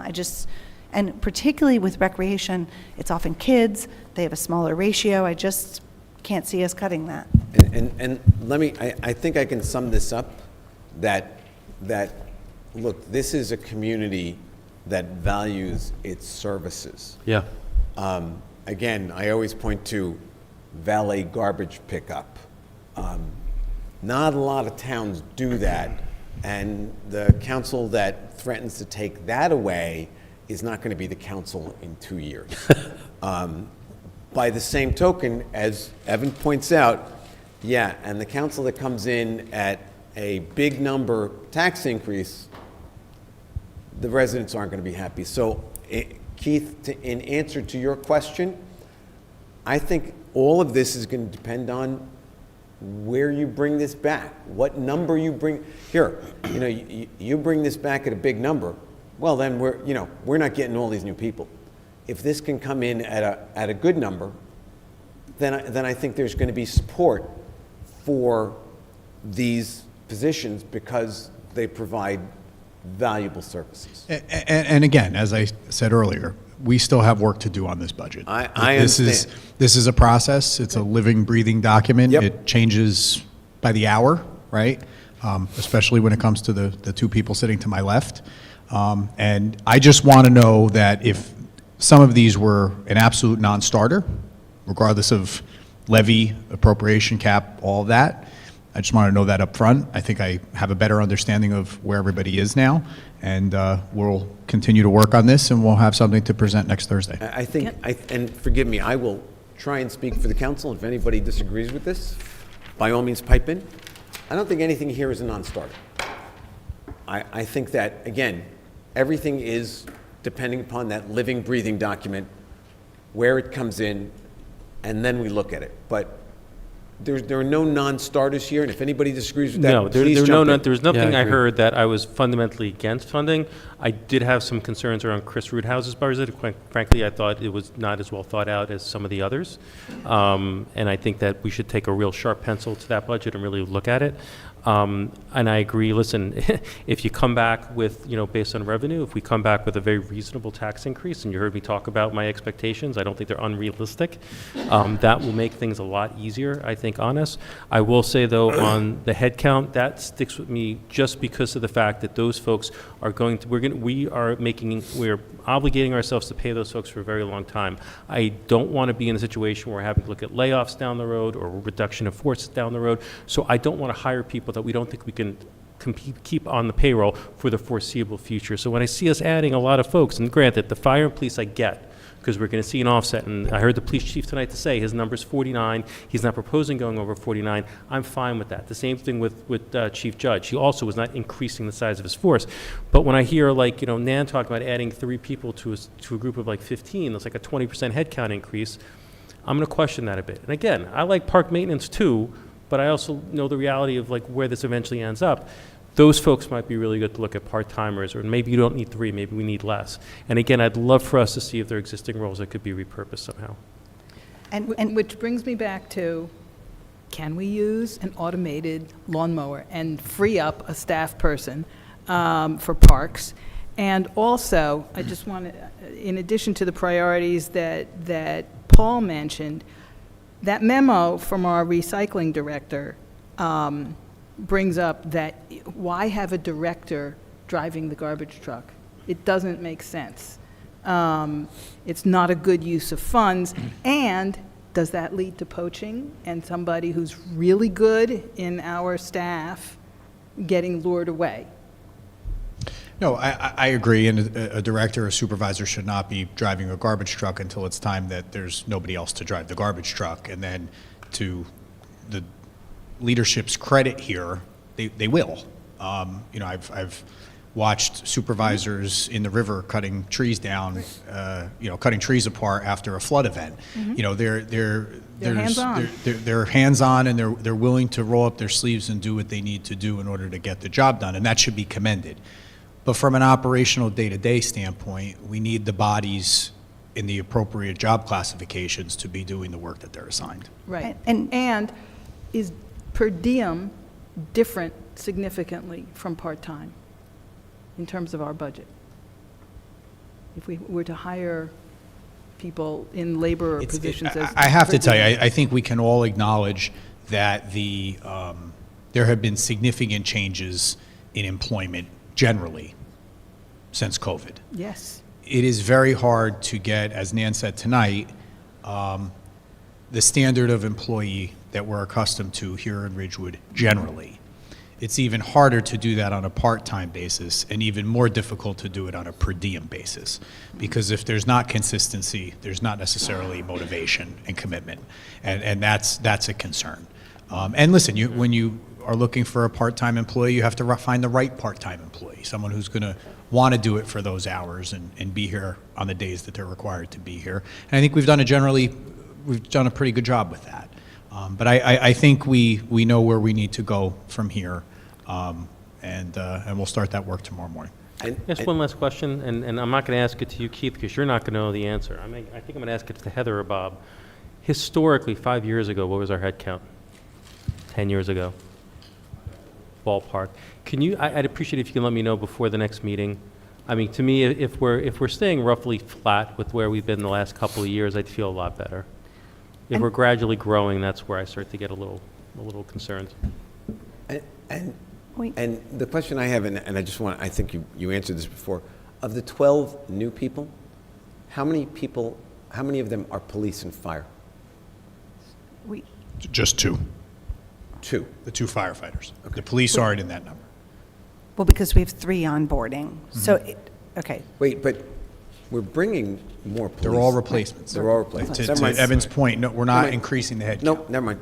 Okay, in good. fire, we were increasing the head count because we had people out But we're on disability. anticipating- We had people who were out injured. We had people deployed, and we have people retiring. So it's a But again, combination of challenges there. I didn't hear Chief Judge say that he was growing the size of the, he was staying not. steady. So again, if somebody can get me offline or something, I'd just like to know what our head count was 5 years ago, 10 years ago.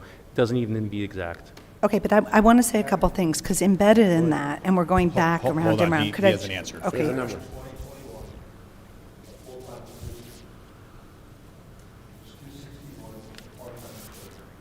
In 21.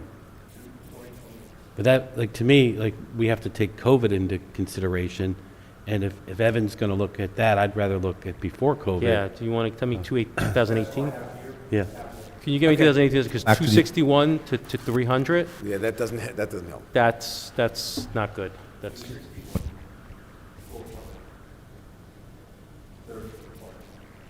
And Bob, I don't think your mic's on. I don't think your microphone is on. Okay. so if you want to give me those, we'll talk about it next time, because that's disturbing, if that's Okay. true. Let's move on. Wrap up and next steps. I just want to say, because people, I mean, we have a very talented staff who just spent as much time on this budget as us, and I worry, and Evan, I totally hear you, I get your perspective.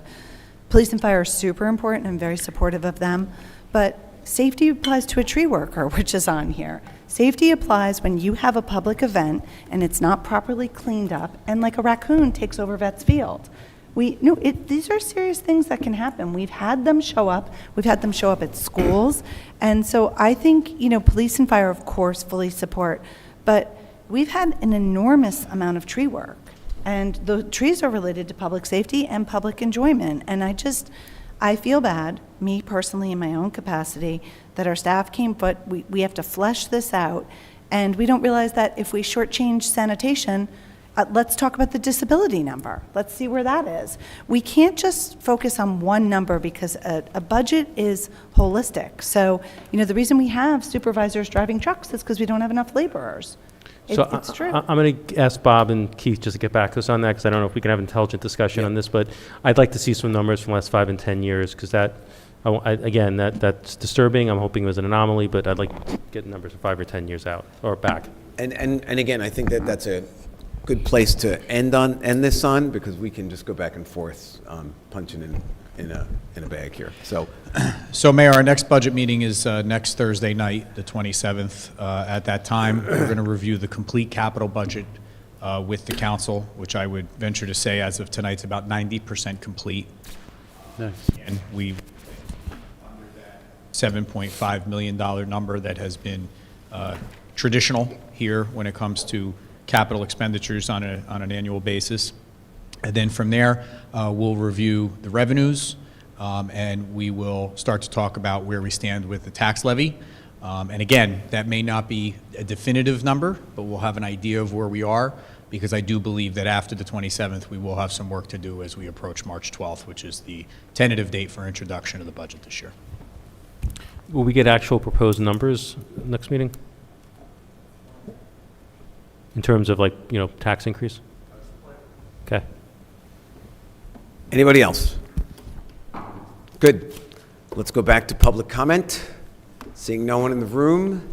Dylan, anybody on hybrid access?